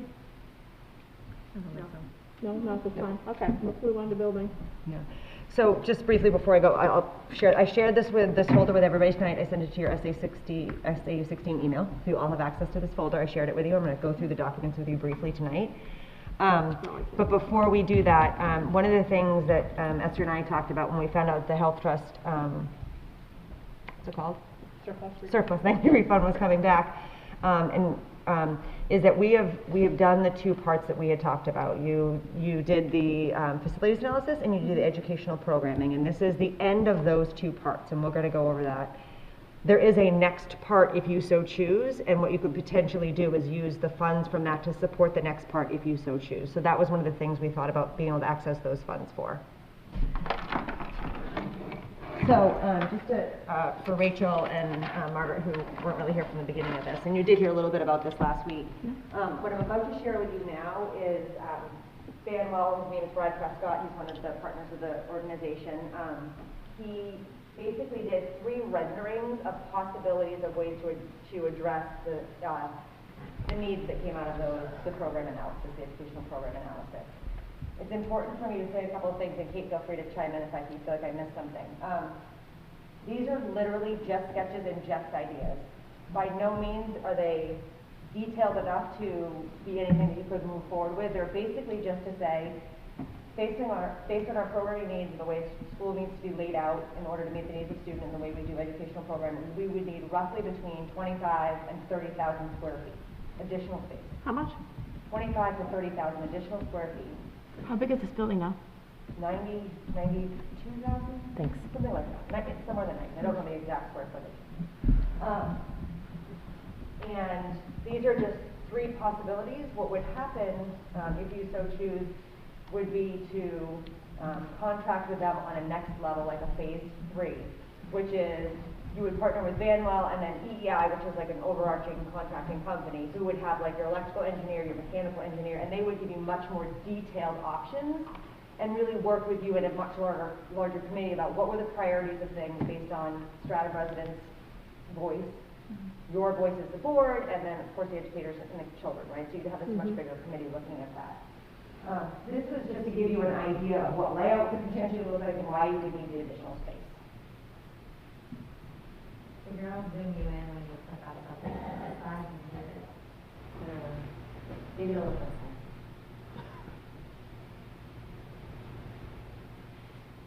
So the first thing I will say is you presented 3 options. All of the options have this additional cafeteria space back here. I don't know if you can see that, Scott, where I'm pointing to. All 3 of them have an exact addition. The rest of the options are different moving on from there. So in this option, you can see that the addition, so this is where the parking lot would be, right over on this side. So this is what was currently on the entrance. This addition would move the main entrance over here and add a 2-story addition on this side to create the space you would need. This is, so when we talked about this, it was myself and Tim and Esther. And they are, as much as we like the idea of something potentially being over here and not cutting into some of the green space that we have on the left side, moving the main office on the opposite end of preschool is an unreasonable expectation for our 3 and 4-year-olds. To be a 3-year-old, I'm sorry? Oh. Yeah, so like for a 3-year-old to get dropped off and walk from here to here is a long way for a 3-year-old in their legs. Or for a 4-year-old to get sick and need to go to the nurse and come over here, it's just not a reasonable expectation. And we feel pretty strongly that your main office should be in the center of your building or closer to the center of your building as a hub, so it's accessible for all kids in a pretty, in a closer fashion. So here's what that would look like. And then you see here sort of that second story, right? So we have 2 stories on parts of our building. So I'm not spending a ton of time on these because I've shared these with you, and what Esther and I had hoped to be able to do, and Kate, I think you were part of that conversation too, is just sort of share this with you, go over it really quickly, and then you'll have it to ruminate on, and then we can actually talk in January. Like, what are your questions you have? Okay. We were hoping maybe even sending them to us so that we, Kate and myself and Tim and Esther can meet and really feel like we can answer your questions as thoroughly as possible in the January board meeting.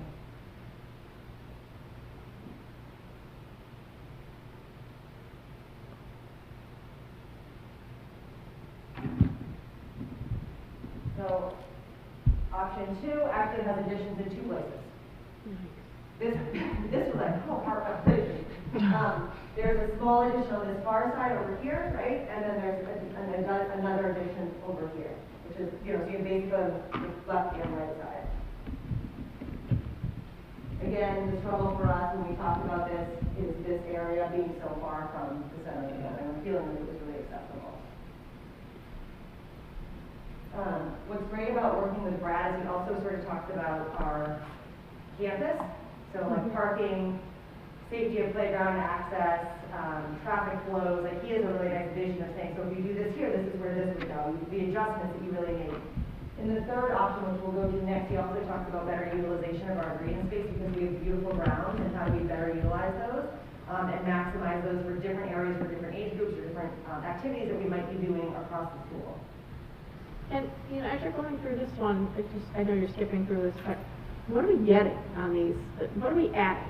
We're adding classroom space, we're adding what? So you're adding classroom space, you're adding small space. So right now, what we currently have, I can give you an example, is we have a space over there that might be 120 square feet that's got 4 adults in it. That is insufficient to then work with kids. So they're then working in hallways to work with kids. So it's this idea of like creating, we don't necessarily need more big space, we need more small and medium space to do a lot of the things. The other part, Cheryl, is you'll find in that, the folder, it details, there's like a typewritten, like not a visual, but like here's what you get out of this and here's why you need it. There is that included in the folder as well.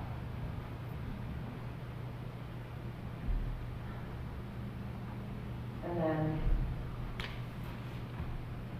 this is option 3, which is a 2-story addition on that far side. I'm actually going to go to the front thing. Do you see where like these big green spaces are that we used to talk about? Yeah. That's utilization of the green space, so that would become like an area where kids can play, physical education, outdoor ed, and you would move the bus loops way over to the other side. You'd change the whole traffic pattern so that you have better safe access to play area and green space so that there's not traffic going through, which is what we have to do right now. Yeah. So he has, those sort of bigger visions.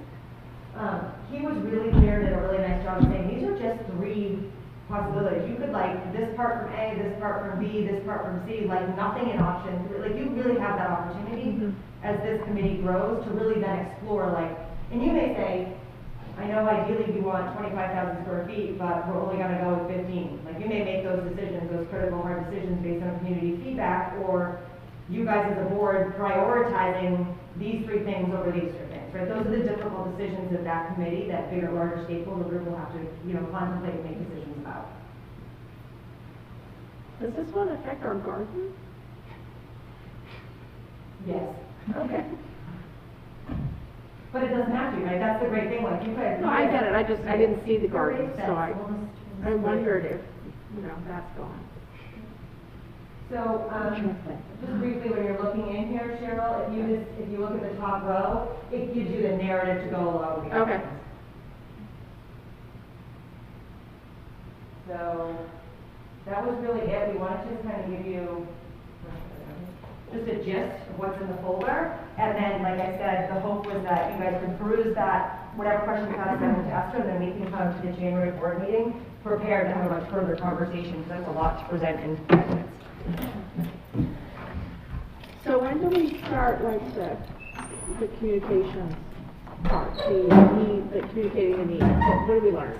And when do we start that? How do we start that? And I'm sure there's a process that you're following that's established. And where's the safety go? So I think in my experience, and Chris, you can speak obviously too, but in my experience at this point, you guys as a board would decide in January, do we want to commit additional funds to doing a next step, which would be contracting with Banwell and EEI potentially to then explore this at a much deeper level. These are superficial levels. In my experience, if you decide to commit at that next level, that's when you decide on how big you want that committee. It's basically like a joint building committee is what you end up establishing, and it's a combination of school board, staff, parents, community members, select board. It is a pretty expansive stakeholder committee because you really are talking about something that has implications for the entire community on a pretty significant level. And so you really look at bringing in as many thoughts and opinions, and then you really take, in my experience, that board becomes small boards, not small boards, but small committees that take on this project, or like this is the communications group, and this is the and you really look at it that way, and that's when it becomes not a school-based board, which is what it is right now. It's a school-based committee. It would become a board committee, and you would have public meetings, and you would have minutes, and you would have postings. It would be a much larger scale than anything we've done up to this point. Do we have a cost estimate for the next phase of it? So I did reach out to Brad, and basically what Brad and I had talked about is there we didn't know this money was coming in, so it's part of that, right? Mm-hmm. I had said, is there like a phase 3 and a phase 4? Like, can we take that phase 3 and make it into 2 smaller phases? Because it does get very expensive very fast. And then, or is there just a giant phase 3? His feeling is you can do it in 2 smaller phases, but if you really want to get the momentum, the engagement, you may just want to do a giant phase 3, which is really kind of exploding this and, like I said, kind of getting that bigger going. So we just found out about the money Esther on Monday, so I reached out to Brad. He's going to get us some ballpark figures that I can have in January. Yeah, I'm just thinking, just timing where we are. I mean, we're doing budgets. Is January the right time to like try to form this new committee? I don't think you form it in January. I think you make the decision in January, and then we would form it till after elections and all of that. You'd probably want to wait till after elections so you have the same committee members based on elections. Yeah. But I think you can use the January and February to talk about like what kind of membership do we want on this? Who are the people we would think that we want on this? What is the next? Being thoughtful about what we decide the next steps are going to be. So it takes like several years for this sort of thing to happen. How do you plan now for where education is going in 10 years, 15 years, or because I have a feeling you have an idea of where that's going. Is that all factored into how it's? Yeah, so there's time so in his job, I sit with the educators. So he already met with everybody every single person in this building, had an opportunity to talk about so like a speech language pathologist is the expert in where they're going, right? So he had time to meet with all our speech language pathologists. So every position met with him. I was there, but they all had that floor, right? Then he met with all of us around, like, just in general, like administratively, what do you see? What's important about the layout of your building? What's important about space? Then there's also lots of studies about like what is projected to happen over the next 5 years, what is projected to happen over the next 10 years, whether that's everything as simple as like enrollment to current practices and current policy and best practice. So there's lots of those factors that weigh in. Another piece that really influences that is like where we see technology going in the next 5 years, 10 years, which is always nebulous and always changing, but that does play into like how do you structurally think about a building that's easy to adapt to technology, that is structurally supports technology better than something that was built in '89, right? So all of those things are part of those and are considered factors for it. Thanks. I don't want to lose in this that, it's not just the shiny penny. We have some big ticket repairs that need to be handled. Yep. Nothing urgent at the moment, but we need to fold that in. So it is an older building. Okay, anything else on that we need to discuss, handle, whatever, tonight? No? No, I'm great, thank you. Okay, all right, so take a look at that. That looks really interesting. Any more questions for Kate? And move on. And Kate too, Kate was part of the building committee meeting as well. I don't have the file shared from you. If you double check. I just don't like you. I'll go do it right now. Sorry about that. Where's the file? Did you have anything else you wanted to add? No. Yeah. Okay. So now we have public input and visitors. Look at that. Oh, okay. We'll move on. Old business, COVID-19. We wanted an update on a couple things. So Esther typically fills us in on where are we versus the matrix. We're still substantial. Yeah. Yeah, the number of new cases for 100K right now, 992, and our positivity rate over the last 7 days is 11.7%. So higher and that's going to grow. Yeah. 11.7%. Thank you. Okay, what did you say for the new cases? 992.2. Okie dokie. And to shift to moderate transmission, we need to be in the 51 to 100 range, just for context. Yeah, and the number has only been going up since we opened school. Things I track. Okay. Let's see, what else do I have there? There was something, and I don't know if you had a chance, if you noticed this, Chris, because I didn't bring it up when I talked to you on the phone. There was something in the notes from the last meeting. Esther was going to look into following up with legal counsel about asking vaccination status if we wanted to have visitors. Yeah. Okay, I figured you didn't, and I didn't mention it to you. But that was something we had in the notes. And also the SAAS team update from Ellen Riska. Yeah, so the first round of SAS testing happened on Friday. Oh, it did? Yep. Students were called down. Each school had their own schedule. Students were tested on that Friday throughout the day in different locations. And they got an email, I believe, Saturday morning, letting the parents know the status. We're glad to report there was no positive cases from last Friday. Oh, that's awesome. Great. And again, it's a fluid process, so parents can opt in or opt out at any point. I believe we had over 300 students and 100 staff members approximately that took part in that last Friday.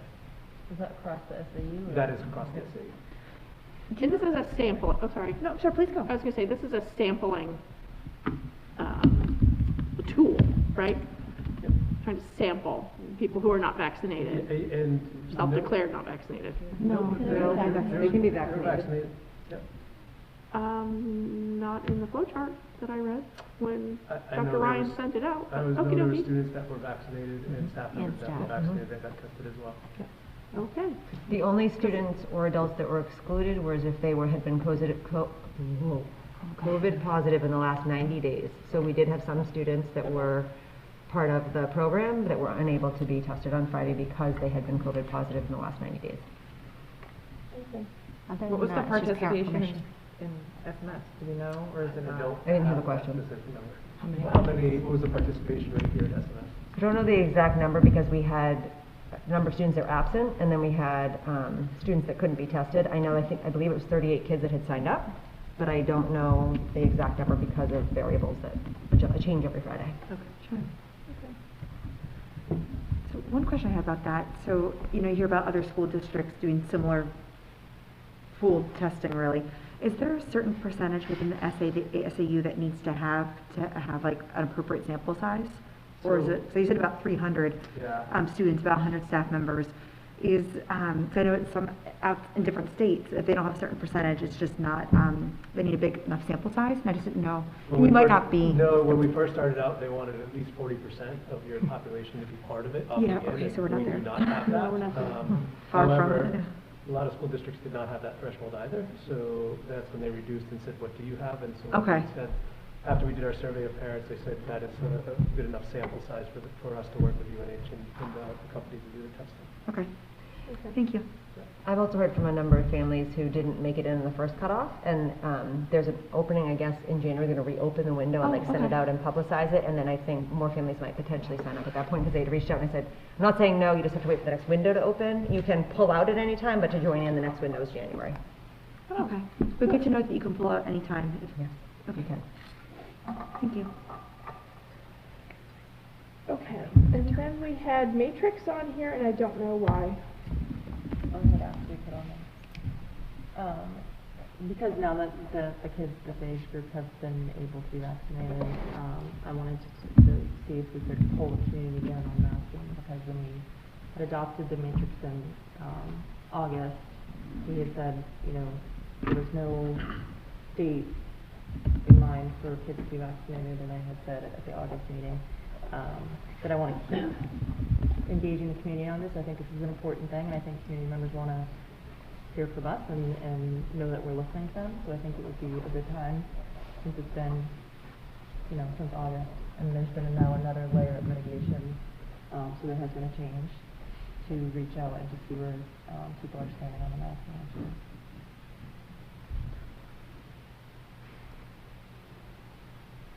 Honestly, I feel like it's a little bit early, and I say that because people are in the process of getting, that's my opinion, people are in the process of getting their kids vaccinated. And my other concern is we got a lot of pushback on the fact that we polled people to get that info, and we don't have an excellent polling process or methodology. I'm wondering if we're capturing enough community feedback in the other SAU initiatives with the Kovid communications team. Is there enough parents there? I mean, I don't know if we're capturing that. There's only 2 parents. Yeah, only 2 parents, so that's not really representative.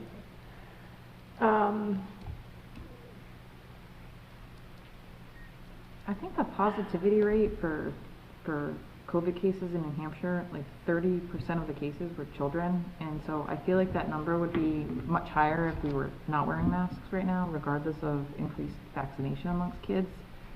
And right now, FEMA is deployed in our state, in our area, and the National Guard at our hospitals, and so I just think it's not the right time to discuss removing masks because of those reasons. I just think to be transparent and engage the community, we need to be constantly revisiting this. But what will you do with the info though? I guess is what I'm. Well, it would just give us a gauge on where community members stand on it, and then we can make decisions based off that. I also feel next meeting is January, we're going to be going into the spring. This gives us more options for, better weather outside type things. And I know we do have masks off outside right now, but I'm just thinking ahead, like, I'd like to be proactive on this and kind of get the gauge on the community rolling, so that we're ready, in the spring if an emergency things go down, that we can do that quickly. So that's what the COVID CP Communication thing? CPTP. Yeah. Transition. So that's what we're working on, is meeting every week. We meet Wednesdays at 8:30 to talk about the next steps, what's happening in the buildings. And we're not at that point yet to make any recommendations to the boards, because all we're seeing is the numbers going up. And in the life of this virus, I think that we've seen December to when we can actually be outside for a substantial amount of time, there could be 4 more variations. There could be so many changes that this feels very premature and almost dangerous to ask the community, because it could send up it could create a lot of fear, I think, in parents thinking, what are we doing talking about taking off masks in December, 2 weeks before Christmas? I'm nervous for what's going to happen when everybody comes back to school in January. I would agree. Yeah, I'm not saying we're doing it right now. I'm just saying I just think we need to have this conversation and engage the community on it and make sure that they know they are being heard and that we're listening to them. I mean, we're ready for them. I think Shelley, you raised a really good question. I think community input is great. That's what we're here to serve the greater community. But what do we do with that? And I think that was a really important question that you asked, because I believe, someone please correct me if I'm quoting, so that'll happen a lot, is that one of our #1 goals is to keep kids in school, right? And I'm not talking about the complications of COVID or how serious it is, because that's just not my scope. My scope is to keep these kids in school, keep transmission at 0, community school transmission. I believe that's been the case so far. There hasn't been any community spread in school. That was and has changed. Yeah. Okay, that was, okay. This past week, we had a change. Fine, okay. Thank you for keeping me up to date on that. You always call me out. So, I guess, how do we balance? First of all, I think all of our emails are always open, right? I think there's, to your point, many modes of communication that I think parents can use. The polling hasn't been, I've been to a lot of those board meetings where people exercise their concern about that.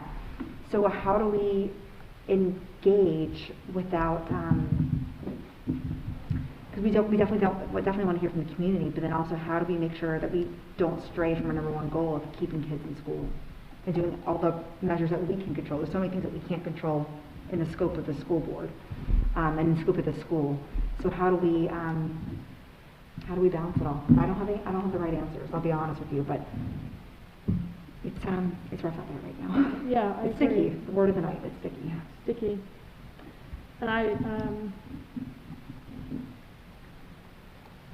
get a little hung up because if we don't have something we're considering, then the input's not helping us. And it can, stoke fear. It can also stoke anger, and we kind of have, calm at the moment. But there should be a way to get a pulse on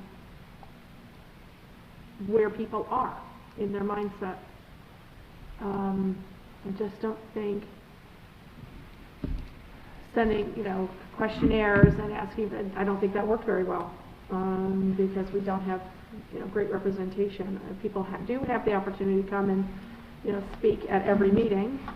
And nobody's here tonight, but is that because we've moved the input to number 7 on the list, or is that because there's nothing anybody wants to talk about? The other thing, we could have a hearing, but you need to have a hearing on a topic that is, relevant and actionable, right? Get the input, but how are you going to make your What are you going to do with it? right? Yeah, So, exactly. I would agree with you. If you're gonna hear, what's the action you're going to take with that? Right. Are any other boards struggling with this as well? Not right now because the numbers have increased, and I think the conversations with the boards is that kids are learning, kids are in school, and as rough as it is with staffing, we have kids in front of us, and I don't think any of us, even though there were some successes with remote learning, ever want to be put in that situation where that we have to do that every day.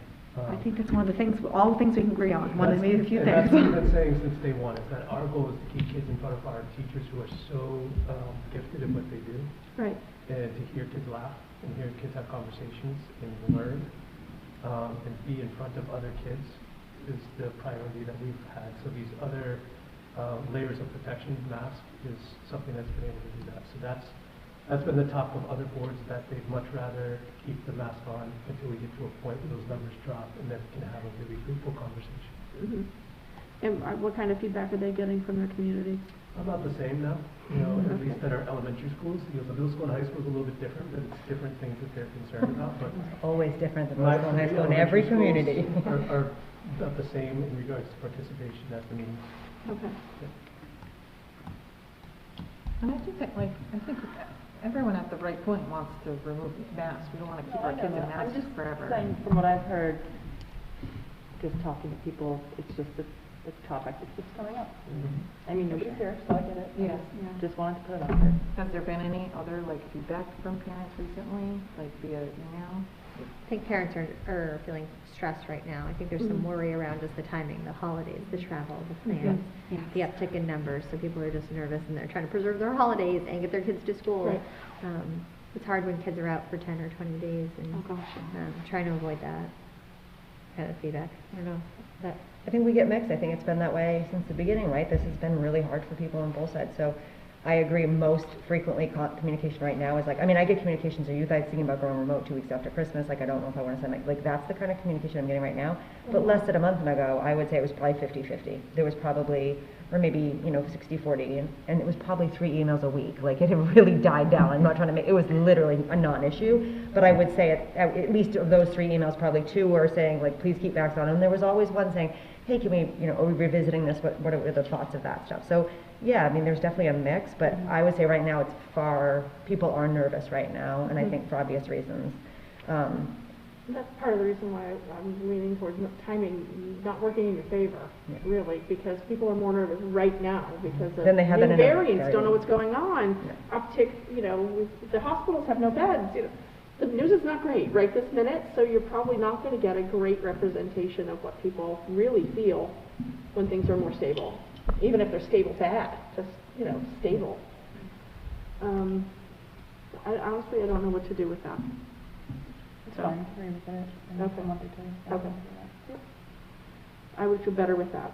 I'm just very thankful that so far this year, we have not had to go remote. I think collectively, we can all have that deep sigh of relief. When we hear neighboring towns that have done that, or, neighboring towns that had clusters, outbreaks at schools. I just got chills saying that, right? I don't wish that on any town, but especially ours, right? So I think some people have said, are we being too conservative? Conversely, I would challenge respectfully and say, have our proactive measures worked?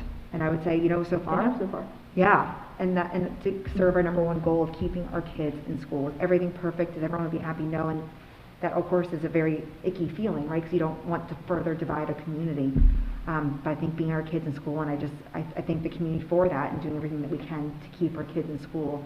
Because when you talk about either in other states, gosh, we've done something right here. And I'm very thankful for everyone for helping with that effort, because it's no easy undertaking, and it's stressful, to say the least, on not only our administrators, the families, the kids. So hopefully 2022 will be a better year. Basically has to be. So we have no plan Kind to of, do, yes. sorry, we have no plan to do any remote adjustment after, because it didn't even cross my mind. We don't, So- and also the governor and the commissioner of education says you need to stay fully in person Okay. unless you have a letter of a documented outbreak to the severity through the Department of Health and Human Services. And so if we don't have that, we can't go remote. Okay, good. So we have no ability, plus We have no need. we'd have to negotiate a lot of our memorandums of understanding because of the change in working conditions. Okay. So our plan is to stay in person for the foreseeable future. Okay, that never even crossed my mind. Okay, good, I'm so glad. Okay, let's see, new business for next time.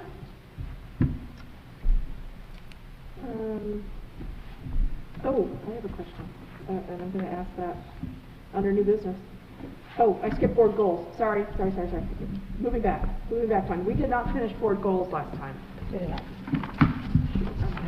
Okay, I typed up what we had from last time because I thought we had a draft, kind of. I mean, this is what my notes were, so not perfect, so everything's up for grabs. Do I go through you? Oh, can you pass it to 1, 2, 3, 4, Bullying. 3, 4, I have some questions about it.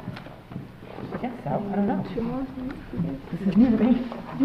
Okay, you got it? Okay, good, so I have it. Everybody have one? I'll just end up with two. Okay. I have extras. Maybe we should ask Chris how to do it. So we kind of agreed in our workshop, in principle anyway, I would say. Yep.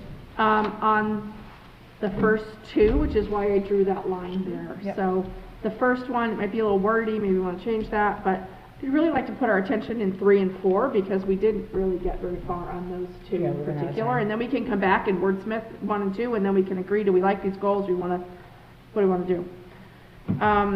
So the idea was, I think, Kate, I think this was your suggestion, right? The board will work, and we reworded this. We did. Significantly, so this may not be exactly what you intended because it was my notes, and you can fix that.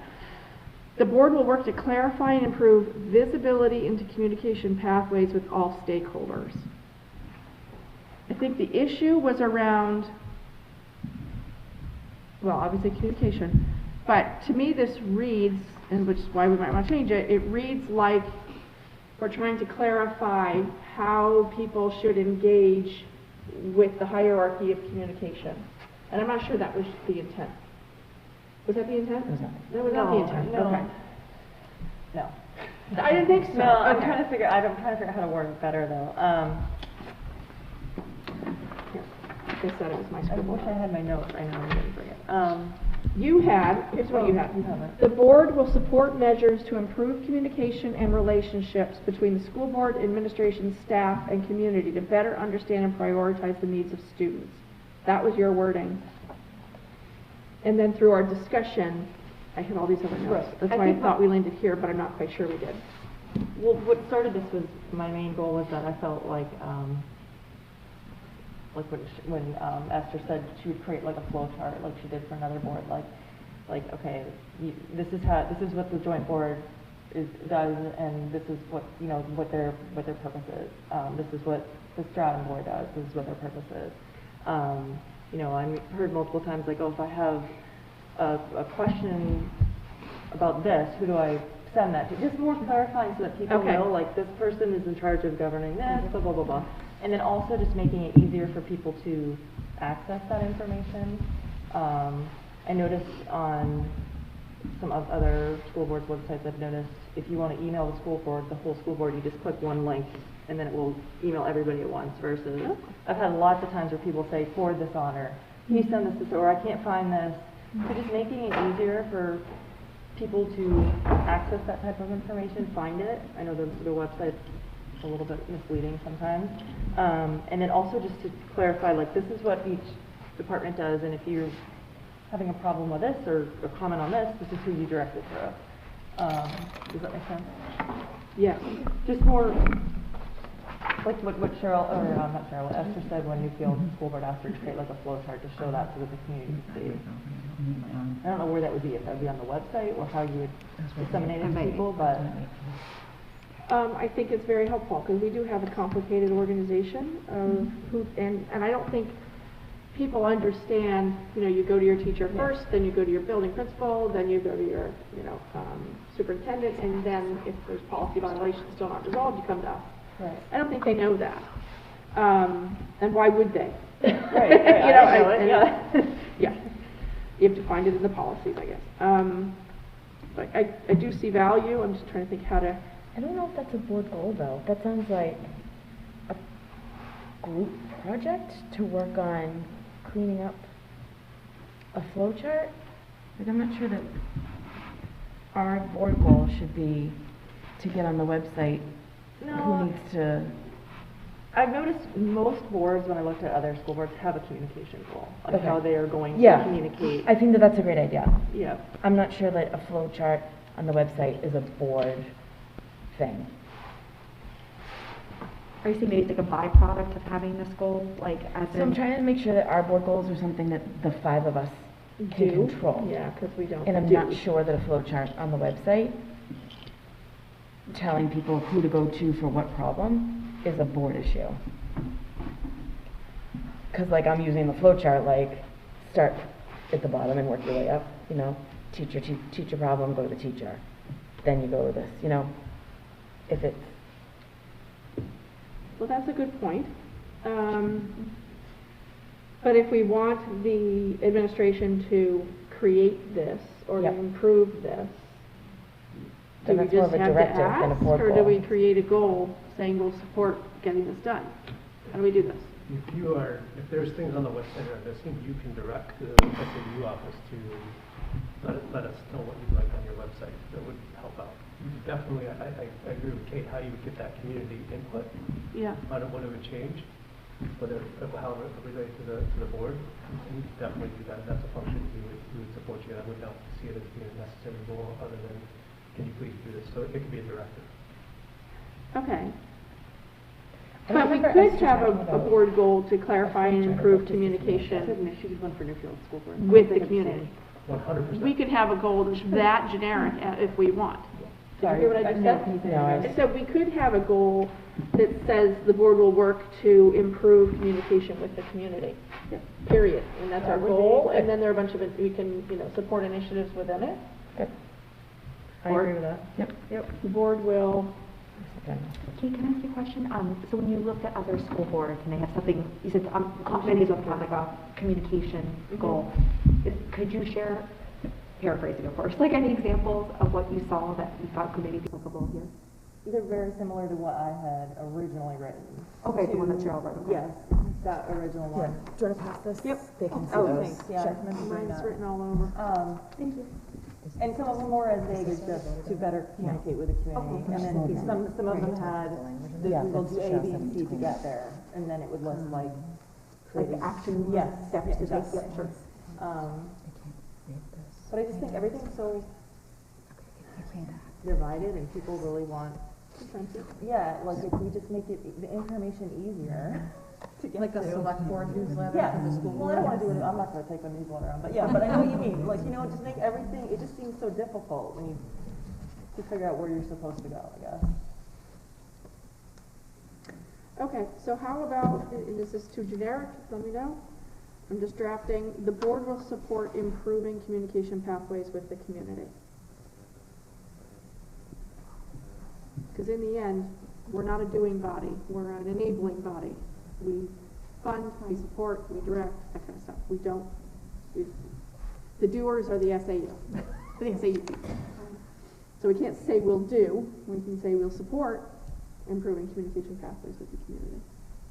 And then we can turn around and ask for things specifically. Does that make sense? Yeah, just at the end of the year, how would you measure that? That is something that a board does have to do is evaluate the goals. So just as long as it's measurable, so as long as you got rationale to say, yes, we met this or we didn't at the end of the year. Could be a goal that we have for multiple years with, we did XYZ initiatives, or we implemented XYZ initiatives, or XYZ initiatives were implemented within the school. I mean, that is, we go back and forth on this because the goals are not doing goals, but yet we have to agree that we achieve them at the end. Yeah, so I can give you examples. Two of my boards created a goal on communication. What'd they say? So one was create a system by which the board is gathering information from all stakeholders in that town biannually. So holding an event, having this open discussion. So that was, they're still creating what that would look like, but their goal is to do it twice a year. And the other communication goals for the board was increase public participation from community stakeholders in school business, finance, and policies, the three things that the board does. So just gathering input for those areas. So again, vague, but they can gather data of how many people were there, who did they invite, what did it look like, what was the feedback. So again, simple but measurable to be able to evaluate themselves. Was the first one from a small school? Absolutely. Yeah. Yeah, That's you can not- tell. Yeah. Yeah. It has new fields written, yeah. Yeah. Well, and I've talked to Esther about, those kind of open environments, because I suggested one, I guess it was last April, in a side conversation with her. And she's like, you can only do that if you have a specific issue that you are asking for input on. So that is kind of different from what Newfields is doing. So again, they could bring up here, we want input from the community on this, and we want to engage business community members, whatever it is. So again, they're going to work through when they have an issue that they want twice a year to get input on. The second goal is really getting input on the three functions of a board: policy, budget, and school business. I think that would really help to spell those things out in a goal, because then people might have a better understanding of what our board's duty is. Mm-hmm. Because I think that there's a lot of unknown in what we're actually here to do. Yeah, I would agree with that. Was there anything there we want to pick up? We want to adjust? I like it. Which one, the second one? The second that lists our jobs, our responsibilities. Say again? Increase public participation from community stakeholders in school business, finance, and policy. And then what is that school I don't have any doing? idea how they're going to do that. Yeah, but with the action Put that in action. Yeah, so they're collecting emails or speakers that come to. Again, if they talk about having a community night for input on those three, and kind of do an evaluation with the town.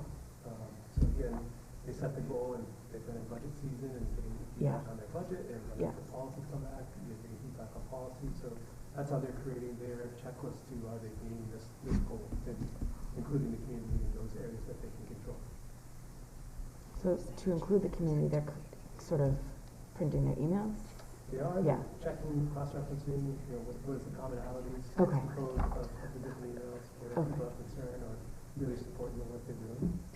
I think that's really addressing Kate's original I intent. know, I like the one that we just had said prior to that, Cheryl. Support improving communication pathways?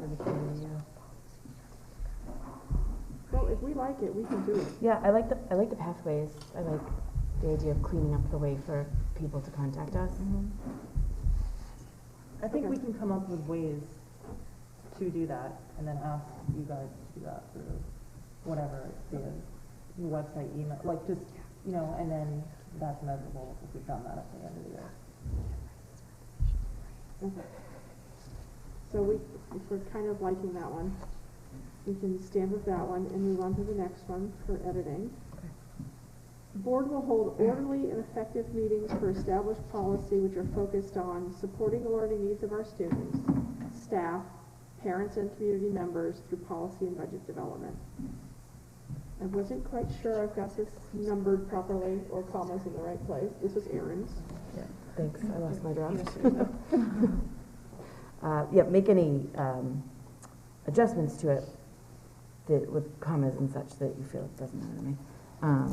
But my general goal here is that I want to clean up our meetings, keep them on task, and keep them productive. Should be orderly and productive meetings rather than effective. I think we were going back and forth a lot on that phrase. You had efficient first. Yep. Efficient and effective. Right.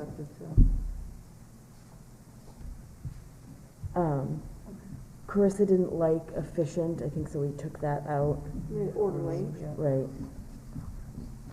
Because efficient felt And just to throw this out there, since in our last policy meeting, which was just last Thursday, there's coming down the lines a policy that we're going to look at regarding visitors at school board meetings. Okay. So that kind of maybe tricks one off Oh, I along the see. way.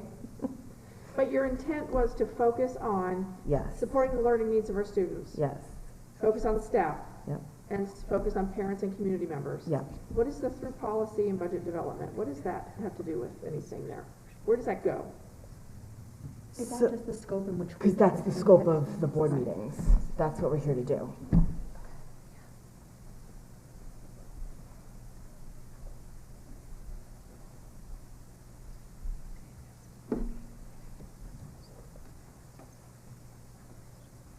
Okay.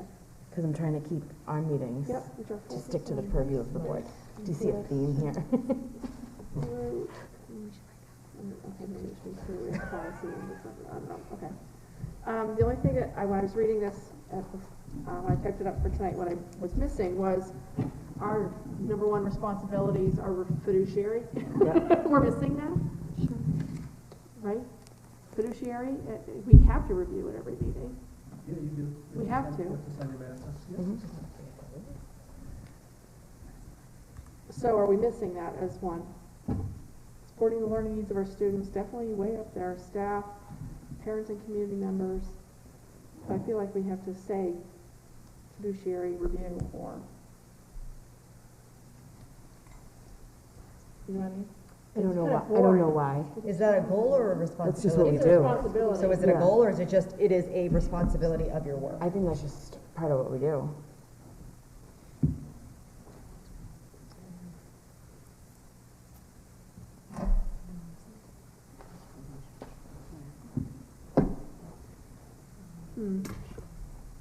I can see that, but at the same time, I would hate to hear the argument that we need to bump our fiduciary responsibility, our budget review, because our goal says these three things first. You know what I mean? That's what I'm concerned about. I just want to understand your intent. Your intent here was to make our meetings more orderly and effective. Yep. And focus them on these three things Right. instead of what? Maybe if I go that way, I can understand a little better. Tangents, personal experience that's not relevant. This was because we had several meetings in a row leading up to this. Our meetings were not where they should be, and I'm concerned enough to put it as a goal to get them back on track. Okay.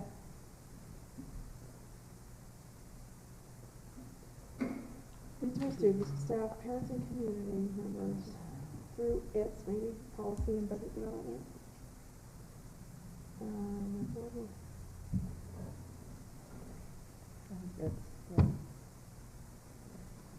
I'm not sure we need to say that policy and budget development. No, things. that's fine. Yeah, I feel like Yep.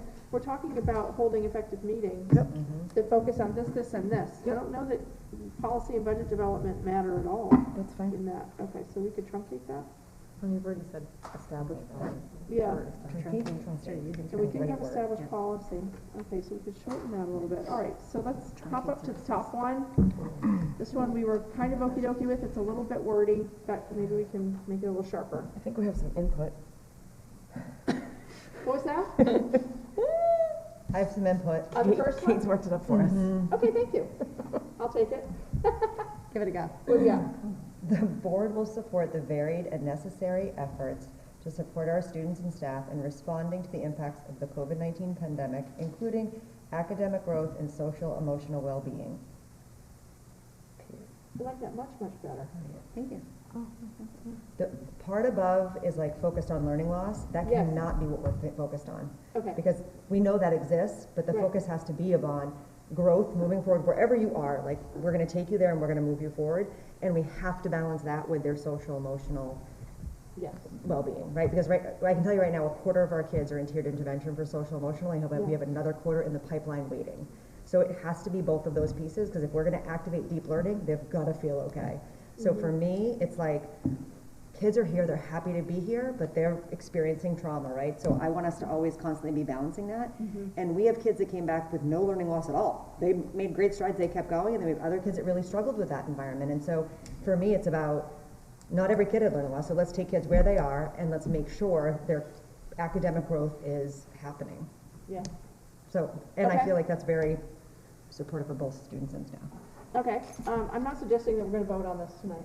I think we need to take the edits that we changed, put it in one piece of paper, and in January, we'll have a draft. Everybody will have looked at it and say, yeah, we like these, vote, we're done, Do okay? you want me to send what I said to you? Yes, please. That's where I was going with that, which is why I think we can move on. Cool. But, because I think that sounds, Yeah, you would never. it sounds much more positive than the way this was written. Okay.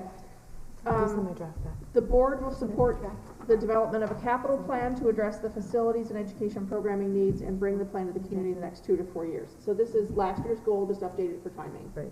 No change, okay. Everybody okay, no change on that one? Okay. All right, so what we'll take from here is those edits, make them a nice document, and you'll have it in your packet for next time, and then we'll vote. And we can edit further, but I don't want people to vote on something that we're like drafting with a pencil as we talk and et cetera, okay? That sound good?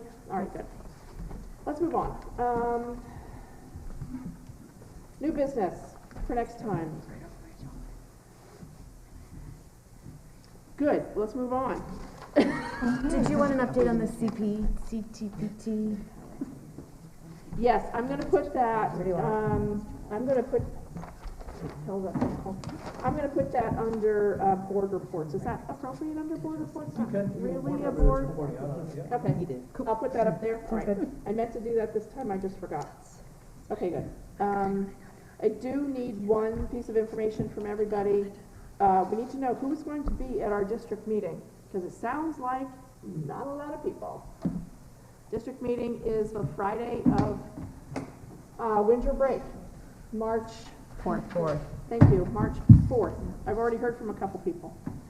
Don't need to tell me right this minute, but we're gonna need to know in January, okay? That's what I'm putting in. March 4th coverage, and we don't need a quorum. Is that correct? Correct, because you're not voting. We're not voting, okay. And there's no way to change that. It's difficult because of the time frame of when that has to occur, where the same position in front of you have done the same exact thing, but the little fall. It's such bad timing with vacation week. I know, I'm out of town. Yeah, Cheryl's on her own. We should have thought of that when we agreed to it in the joint board meeting. I'm about at least 9% sure I can be there. As of now, I'm supposed to come home Thursday for the work trip, so But at I'm that in the joint city, board meeting, I will we be didn't there. have, Okay. so in the future, we need the next year's town meetings, the next year's meetings and the calendar at the same time. And there's two pieces. You voted on one calendar and approved it, and then changed the calendar. Right. So my guess is in that change, that wasn't even thought of again. February break is never that late. Right, it's March. We got We're- the guidance from DRA Yeah. too. Right. So usually we get them, you know, Exactly. spring, we didn't get it till late August this year of when those timelines happen. The three of us changed our plans, so we will be here. Oh, thank you. But there's no, so I know that you're saying like, it's an RSA of when it needs to happen. Can we shift anything leading up to it so that that can change? We can share the document with you so you can go through it. It's Yeah. very convoluted Yeah. on the certain dates that have to happen within. It's 2 weeks after this, so. Yeah. The second Wednesday of this. Right, I know Esther had said that to me, We but. sat down as we both have Yeah. a meeting district, and we're like, how do you move it? And we could not fathom a way to move it based on the RSA timelines. It just seems like bad business to do it when our families are on vacation. No kidding. Not even like my own personal issue, but Yeah. if we can move it, we should, I mean. I think part of it, you want your residents' voices heard. I want my- That's their yeah. opportunity to contribute. Access It's to their, the meeting. Yeah. Why you have a town meeting. Right. I People understand need to that. vote, we need to have people there. We need people there. But you We also need the want their people voices heard. That's that their are gonna chance to be a support the resident. budget that are gonna be there, and that's a lot of people that could be Yeah. on vacation. A lot of our I teachers definitely that don't usually want come are people gonna be to away. trying to Yeah. seek something violent or anything. Our turnout's low for that anyway, and Well, and Friday's tough because if you're going away for vacation, you're probably gone on Friday. You're not flying back on Thursday. You're not, Or walking in the door. driving back on Thursday. Yeah. Okay, so Chris, can you revisit that to see if it's possible, and we can talk about it again in January? I think it's a long shot, but Remember Esther saying, I think we should act. this is it. Yeah. But I don't know the ones, of course, but. Okay, I think that's it. And now we have non-public. So, Could a vote to go into non-public? any other new business? Any- No? Okay. We can do a motion for non-public. Make a motion. Second? I'm gonna do a roll call, but, yeah, so, just I or. Oh, I'm sorry. Yes. That's Nice paper. Who's this? Cheryl. Aaron. Aye. And I'm an I as well. Cheryl, this is nice paper. Oh, you know what? I got it stapled. Parchment. Thick. Yeah, Like, solid. we don't have that around school. That's a high To be thread clear, count. This is not school paper. That's the economy paper, it's stapled. That's high thread count right there. We're getting below the